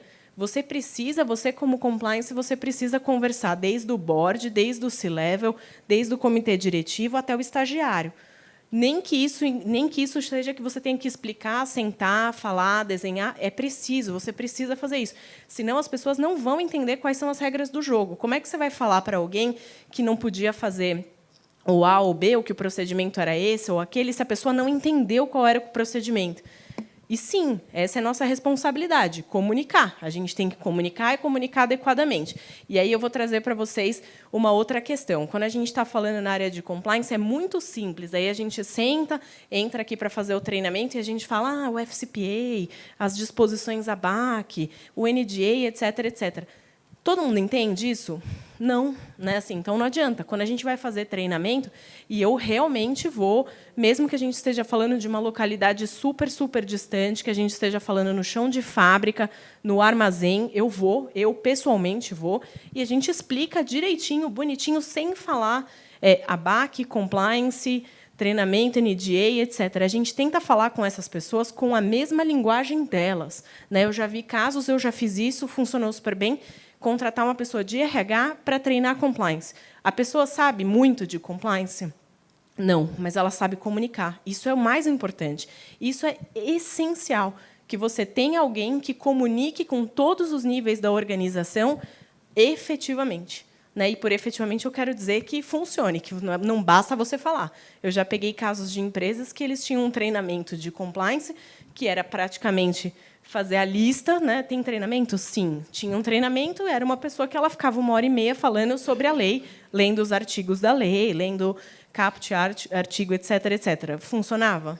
Não. Se o PCC funciona bem, porque o PCC é muito claro e mesmo assim dá problema. Você vê, mas funciona bem até, vamos dizer, funciona bem. Funciona bem porque é claro. Funciona bem. Mas dá problema, tem tribunal, Exatamente. Mas você sabe que, em algum momento, a gente até chegou a falar exatamente isso. Eu falo, olha, eles têm o próprio código, e o código deles conversa na mesma linguagem. Percebam que é a mesma linguagem deles. Então, que às vezes eu não vou entender, mas eles todos entendem. mas é bem claro. Exato. Não há dúvidas do resultado. E é bem comum que o código seja bem lúdico também. Isso. Isso, com infográfico. E eu acho ótimo, é isso. A gente viu... Tem alguém da IBM aqui? Não?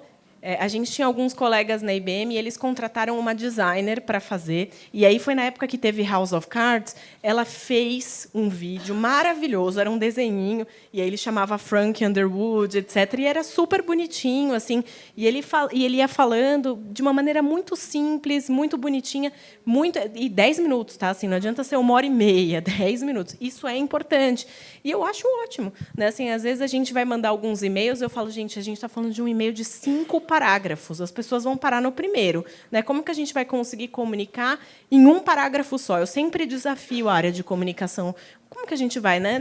Aí eles falam para a gente assim, a gente pode fazer um clique aqui, a pessoa não vai clicar, né? Assim, a gente quer que seja em uma frase. E assim eles devem me odiar, eles devem falar assim, não é possível, essa menina vive enchendo, pedindo para a gente fazer em uma palavra. E é isso, né? Assim, eu sempre falo para eles, dá para desenhar? Se der, ótimo. Enfim, essas são algumas das informações que eu acho que são importantes que sejam muito claras. Um outro regulamento que eu queria comentar com vocês é sobre a política de medidas disciplinares. Recomendo fortemente que tenha, tá, uma política de medidas disciplinares. Por quê? Eu já vi algumas empresas que elas falam assim, não, tudo bem, mas a gente tem a CLT. Ok, mas diga que você tem uma política de medidas disciplinares, o que está previsto se acontecer alguma coisa, quem é que vai fazer a apuração. E é importante que vocês digam quais são as consequências a que essas pessoas estão sujeitas, senão elas não vão entender. Isso é importante. Tenham uma política de medidas disciplinares, e isso também está incluído nos guias de melhores práticas, seja das autoridades brasileiras, seja das autoridades americanas, que são muito utilizadas como referência. Alguma dúvida? Claro? Pode ser.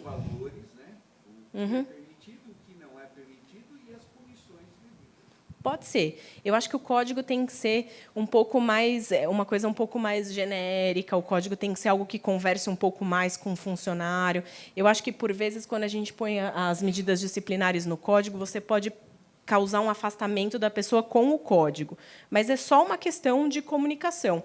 Se você quiser colocar lá e falar assim, você pode fazer uma referência, falar assim, no caso da gente fazer uma apuração e a gente concluir por procedência dos casos, cheque a política de medidas disciplinares. Isso você pode fazer, isso é super recomendável. Mas acho que, se você colocar, talvez você afaste as pessoas do código. O código tem que ser algo que as pessoas consultem o tempo inteiro, tem que ter respostas para você. Isso é muito importante. Comentários?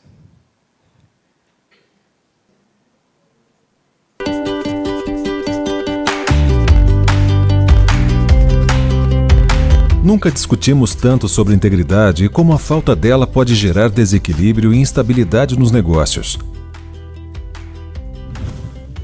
O que sua empresa faz para aumentar a integridade dos seus negócios no dia a dia? Nós, da Alliance for Integrity, acreditamos no desenvolvimento sustentável e prevenção à corrupção. Para isso, plantamos novas sementes para uma sociedade mais ética. Por exemplo, se a integridade da sua empresa fosse uma garrafa de suco de maçã integral, que qualidade de fruta você usaria? Imagine que todas as etapas de produção desse suco são os negócios que sua empresa faz com seus parceiros. Se você usar uma só maçã podre nessa produção, vai estragar seu produto.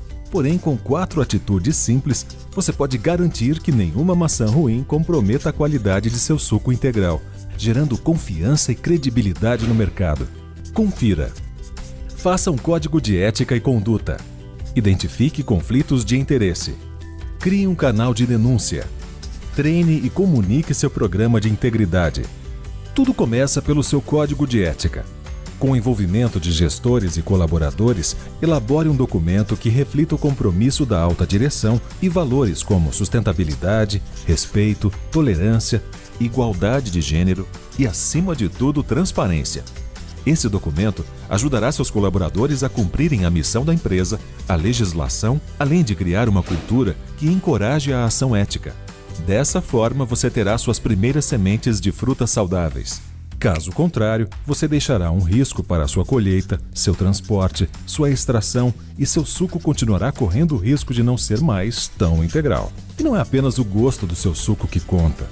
Em um futuro próximo, além do consumidor, a sociedade irá fiscalizar cada processo e as empresas não terão mais espaço para vender sucos de origem duvidosa. O mercado e a sociedade vão exigir a transparência das empresas e você precisa se preparar. Acompanhe os próximos vídeos para conversarmos sobre as outras 3 atitudes. Integridade traz confiança. Invista em integridade. Alliance for Integrity. Esse é um vídeo muito bonitinho que eles trouxeram de uma maneira super didática, por que a gente precisa ter um programa de compliance, por que a gente precisa ter um código de conduta, e ele reflete a mais pura realidade, né? Hoje a gente tem falado muito de corrupção, a gente tem falado muito de integridade, e as pessoas têm se preocupado com isso, né? A gente tem falado muito disso, e acho que a gente talvez devesse falar mais, né? Assim, embora eu seja suspeita para falar, eu acho que a gente tem que falar mais sobre ética. E uma vez que a gente fala sobre ética, sobre integridade, a gente tem uma sensação de que está mais disseminado. Isso é importante, né? Então, quando a gente está aqui falando de código de ética, de reputação, de empresa, todo mundo lembra de empresas que estiveram envolvidas em outros esquemas. Eu vou falar para vocês um exemplo. Todo mundo lembra o que aconteceu com a Nike? Quando a Nike teve um caso que eles tiveram um trabalho infantil nos tênis, foram meses e meses que a Nike teve uma queda abrupta das ações, das vendas, e etc., porque as pessoas se importam com essas coisas. Hoje, cada vez mais, né? Quando a gente está falando aqui de Zara, por exemplo, eu tenho sempre uns amigos que brincam, falam, escravizara, né? Assim, todo mundo lembra, né? Assim, a gente está falando dessas questões, mas tudo que aconteceu com o Uber teve alguns anos muito difíceis, foram escândalos atrás de escândalos, e todo mundo lembra, né? Assim, no fim do dia, isso dói não só para a companhia, mas para o acionista. O acionista vê esse resultado, né? Assim, vê quando cai, né? Quando a gente teve a Operação Carne Fraca em 2017, se eu não me engano, só quando eles soltaram a notícia de que tinha uma investigação da BRF com relação ao fornecimento de carne, etc., as ações da BRF caíram quase 30%. Né? Assim, então, certamente, essa é uma agenda que a gente tem hoje dos consumidores, é uma agenda dos acionistas. Isso é uma realidade que veio para ficar, com toda certeza. Algum comentário? Angústias? Dúvidas? Claro. Uhum. Sim, sim, sim. Claro. E acontece. Né? Eu tenho vários colegas, por exemplo, que decidiram não negociar mais com a Petrobras. Né? Assim, acontece. Né? Então, assim, as pessoas precisam colocar isso na agenda. A gente tem falado muito lá na PepsiCo que a gente ainda fala pouco sobre isso. A gente tem que falar mais. Então, eu, por exemplo, passo meus dias em reunião de equipe, de CEO, CFO, a gente sempre vai comentando sobre ética. A gente precisa conversar mais. Né? Assim, cada vez mais a gente precisa falar sobre ética e integridade. Essa é uma agenda que não vai acabar. Né? Isso é uma certeza. Alguns colegas acham que a área de compliance talvez seja uma onda. Eu não acho. Né, assim, eu acho que veio para ficar, assim como a área de sustentabilidade.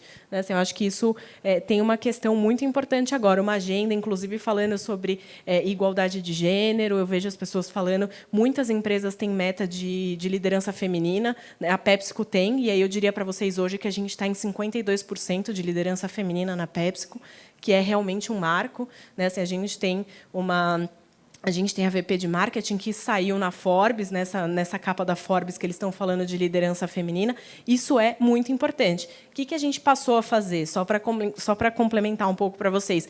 A gente passou a questionar os nossos potenciais fornecedores sobre a igualdade de gênero, sobre liderança feminina. A gente passa a fazer esse tipo de pergunta para eles.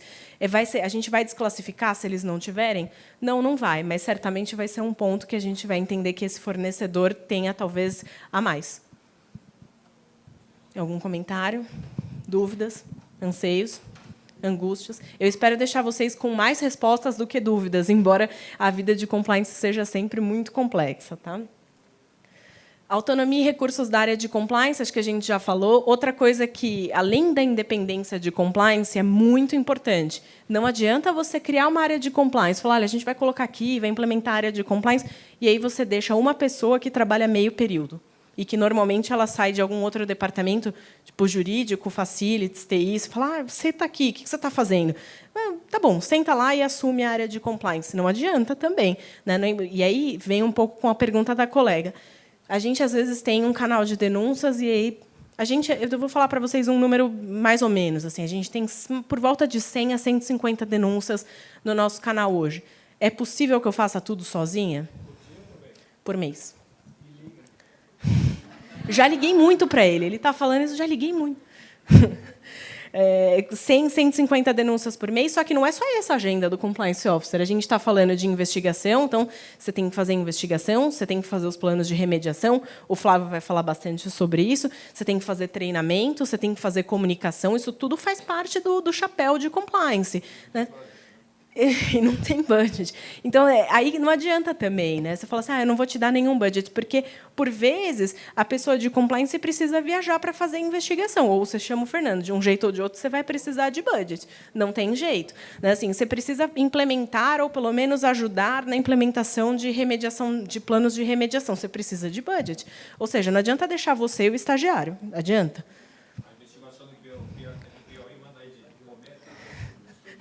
Aí você fala, não, vai lá de ônibus. Olha, eu vou falar para vocês que eu já caí em cada furada. Uma vez eu fui fazer uma investigação, e o Fernando não estava comigo dessa vez, mas a gente foi fazer uma investigação e era muito longe. Era uma área assim, a gente está falando de você pegar um avião, e aí, por avião, eu quero dizer para vocês que era praticamente um teco-teco. E aí o cara olhou para mim e falou assim, você pode tirar sua mala do avião. Gente, onde estou?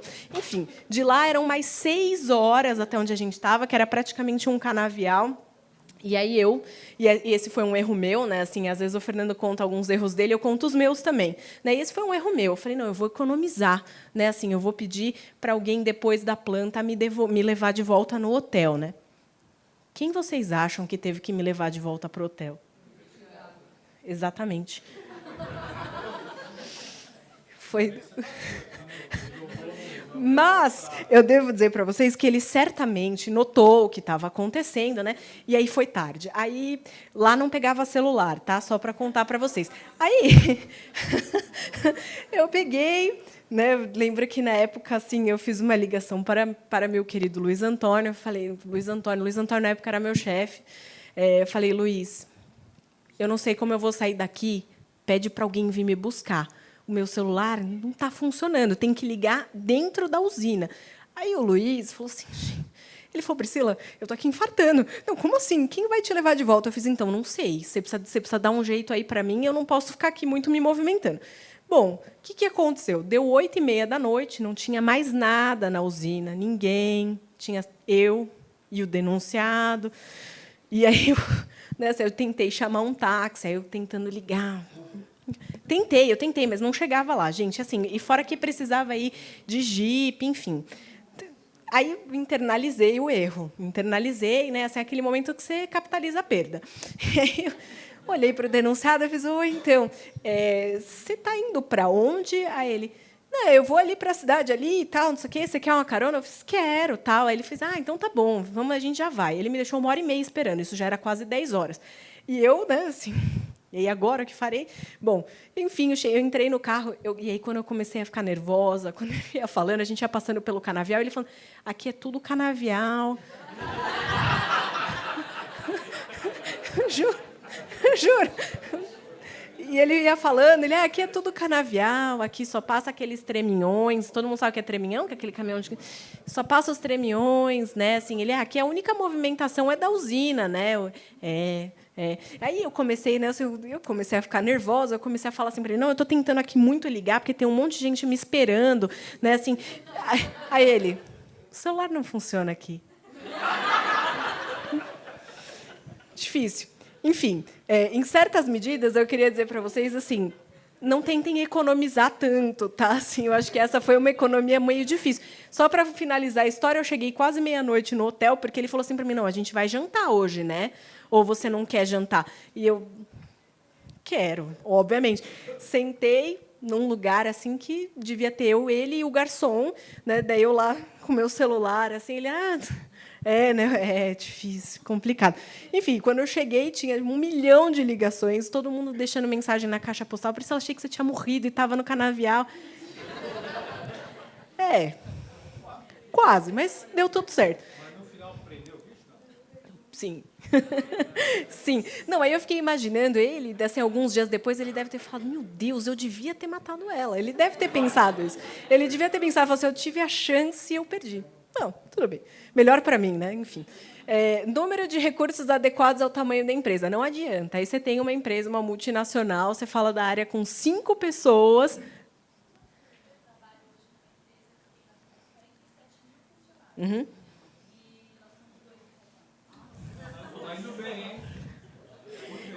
Mas vocês têm algum suporte das outras áreas? Tem, né? Eu entendi. Logo eles vão te colocar mais alguém, possivelmente um estagiário. Falar, vão olhar para a pessoa de facilities, falar, você está aí fazendo alguma coisa? Não, senta lá, ajuda. É complicado, complicado. Enfim, número de recursos adequados ao tamanho da empresa. Alguma dúvida aqui? Anseios, angústias?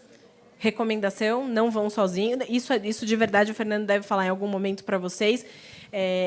Eu não recomendo mesmo que vocês vão sozinhos. Então, desde esse dia, eu nunca mais fui sozinha para nenhuma viagem, para nenhuma investigação.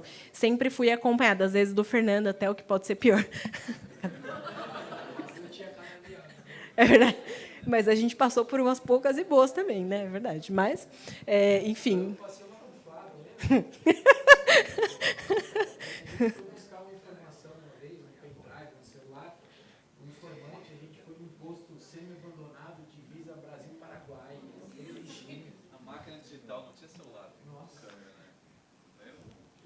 Vocês estão denunciando a idade, vocês sabem, né? Enfim, não façam isso. Tentem economizar, mas não muito. Tá? Assim, então, aluga o próprio carro, vai acompanhado com alguém, não vai fazer investigação sozinho, tentar economizar, falar, vou pegar uma carona, tal. Tentem não fazer isso. Tá?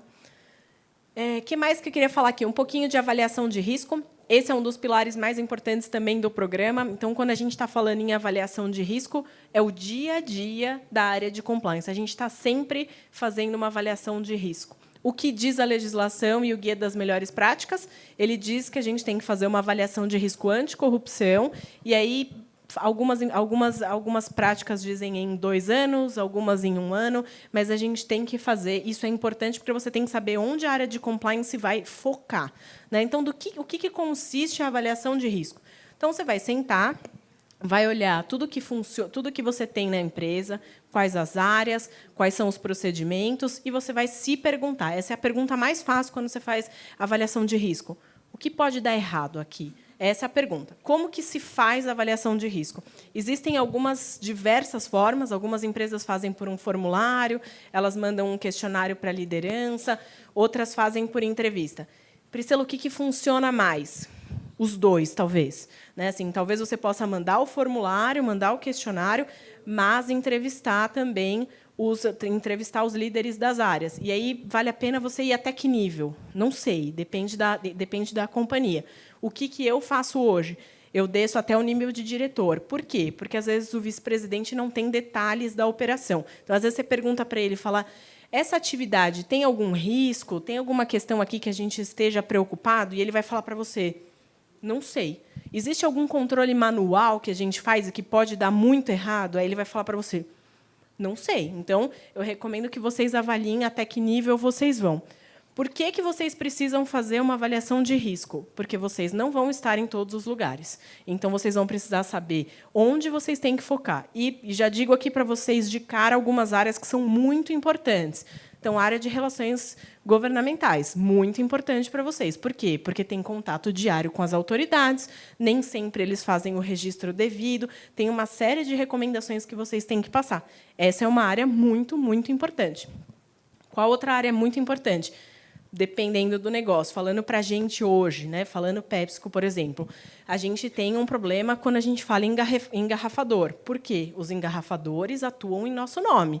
Logo, portanto, a gente tem que fazer uma avaliação sobre essa relação com eles. E é importante que aí você faça a avaliação de risco, identifique qual que é a severidade se o risco se materializar, e qual que é a probabilidade dele acontecer. Cada um desenvolve a sua própria matriz de risco.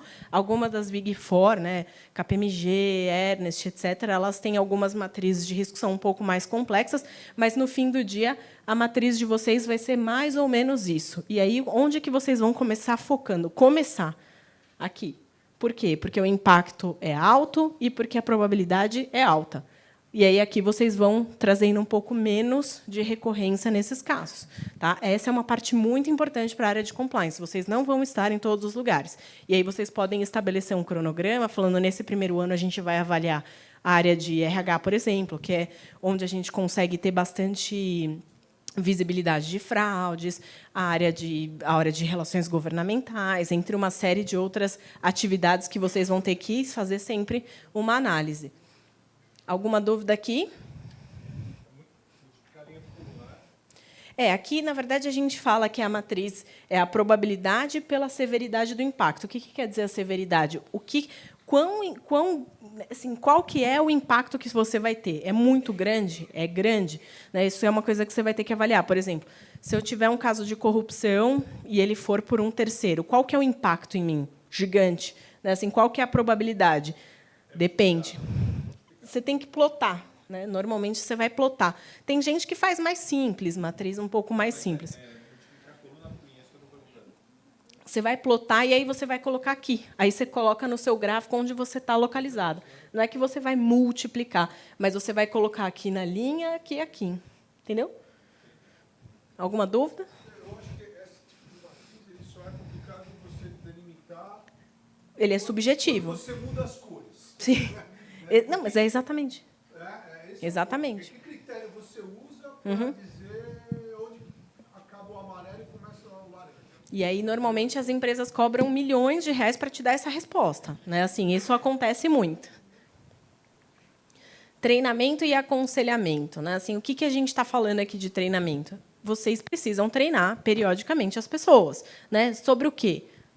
A mesma coisa várias vezes. Isso é certeza, tá? Assim, quando a gente, em alguns momentos, anos atrás, a gente falava: não, mas a gente já treinou isso, a gente não precisa treinar de novo. Não, precisa treinar de novo. Os treinamentos têm que ser periódicos, né? Recomendamos fortemente aqui a certificação para diretores. Por quê? Por que vocês vão certificar os diretores? Simplesmente porque eles têm outras responsabilidades e outros papéis. Eles desempenham um papel não só de modelo, mas um papel decisivo dentro da companhia. Essas pessoas têm que saber de cor tudo o que você está falando em termos de compliance. Tá? Todas as provisões, todas as políticas, eles têm que saber. Essas pessoas recomendam, inclusive, que sejam treinadas com uma periodicidade um pouco maior do que todos os funcionários. Fazemos isso hoje. Público relevante. Essa é importante. Então, por exemplo, você tem uma área de relações governamentais, você certamente vai querer treiná-los com uma frequência ainda maior. Por quê? Porque essas pessoas representam um risco para você. São essas pessoas que estão na sua matriz de risco, elas estão lá no vermelho, severidade e impacto. Tá? Essas pessoas são muito importantes. Outra coisa, língua local. Porque eu já passei por algumas multinacionais que falavam: não, vamos fazer o treinamento em inglês. E todo mundo entende inglês, sim, 100% do tempo, todo mundo vai assimilar esse conteúdo 100% do tempo. Então, eu recomendo que seja em língua local. Né? Se está no Brasil, faça em português. Se você está na Argentina, você faça em espanhol. Enfim, faça na língua local. Isso é importante. Se acontece alguma coisa e as autoridades vierem te fiscalizar, a primeira coisa que eles vão perguntar, além do recibo da entrega do código, etc., você treinou essas pessoas? Se você chegar para eles, eles vão olhar o material. Se você chegar para eles e entregar para eles um material que não foi na língua local, certamente, quando eles forem fazer a avaliação, existe uma planilhinha para avaliação, eles certamente vão te descontar um pontinho ali, etc., e talvez isso te complique no fim. Certo? Alguma dúvida? Anseios? Angústias? Vocês viram, né? O dia a dia é difícil. Tem que fazer treinamento, aí você faz investigação, aí você faz um pouquinho, faz relatório, apresenta, volta, faz o risk assessment. Não é fácil. Due diligence em fusões e aquisições. Isso é muito importante. Por que isso é muito importante? Hoje, a gente está falando aqui de fusões e aquisições. Não tem acontecido com tanta frequência. Nos últimos anos, a grande maioria aconteceu no setor de energia, aqui no Brasil. Mas isso é importante por quê? Quando a gente está falando em uma operação de fusão e aquisição, uma vez que você adquiriu ou, enfim, fez a fusão com a empresa, a responsabilidade sobre todos os atos de corrupção, ainda que pretéritos, será seu, será do controlador. Certo? Então, uma vez que você identificou qualquer questão dentro do processo, você viu que eles normalmente, quando você faz fusão e aquisição, eles chamam de target. Você viu que o target teve alguma questão de corrupção, etc., etc. O que você vai fazer? Não sei, se o negócio decidir prosseguir, realmente concluir a transação, você vai ter que remediar imediatamente, você vai ter que fazer a autodenúncia para as autoridades, se for o caso. E aí eu vou falar se for o caso, por quê? Porque, às vezes, não é caso de você fazer denúncia, às vezes é caso de você fazer denúncia, e isso tem que ser avaliado. Só que, por questões de legislação, você é obrigado a ter ciência do que aconteceu, certo? Então, uma vez que você está no meio da operação, e eu já vou adiantando para vocês que assim, a área de compliance normalmente é envolvida quando já está ali nos finalmente, já está quase na parte de signing, que eles chamam que é de assinatura. E aí você corre lá, né, porque é obrigação, eles têm que ter esse documento lá, e você corre lá, você vai abrir um monte de documento, eles vão te dar acesso possivelmente a uma série de arquivos, e aí você vai ter que começar a fazer esse tipo de avaliação. Qualquer coisa tem que ser sinalizada. Identificou qualquer questão, vocês vão ter que remediar. Tem uma série de questões aqui. Lembrando que, quando a gente fala em fusão, às vezes as pessoas acham que não, mas, sim, você também tem essa responsabilidade. Alguma dúvida? Aqui, melhoria contínua, e isso também é muito importante. Assim, você não pode implementar o programa de compliance e deixar ele daquele jeito, estável, sem modificações. E isso porque, quando você tiver o seu canal de denúncia e ele estiver funcionando, você vai identificar uma série de falhas quando você estiver fazendo a operação da investigação. Então, você foi lá, contratou o Fernando entregou o relatório para você. O trabalho do Fernando ele termina quando ele entrega o relatório para você. O seu só começa, porque aí você vai ter que fazer toda a implementação das medidas disciplinares, se forem o caso. Talvez o RH te ajude, talvez não, depende. Aqui você vai ter que avaliar, porque é isso que eu sempre digo, assim, você identificou uma porta aberta. Uma vez que você tem um relatório na sua mão, e esse relatório trouxe, dizendo que você teve uma denúncia, ela foi procedente, algo falhou, algo deixou de funcionar. Identificou uma fraude, a fraude está escrita, teve alguma outra questão ali, alguma coisa não funcionou. E aí, o que você vai ter que fazer? Você vai ter que voltar e ver como que isso poderia não ter acontecido. Essa é sempre a pergunta que vocês vão ter que fazer quando receberem o relatório e ele tiver com procedência. O que a gente podia ter feito para que isso não acontecesse? E é por isso que é muito importante. É o que a gente normalmente chama em lições aprendidas, né? Então, você vai fazer as suas lições aprendidas com os relatórios, vai tentar implementar a ação, implementar a remediação, e aí eu estou falando tentar, porque nem sempre é sua, né? Assim, acho que dificilmente aqui a área de compliance vai ter essa tarefa de implementar as remediações. Por quê? Porque normalmente é do negócio. Então, teve alguma questão em RH, por exemplo, teve uma fraude na folha de pagamento, você vai construir com o dono da folha, ou com o que a gente chama de dono do risco, falando como que isso podia não ter acontecido.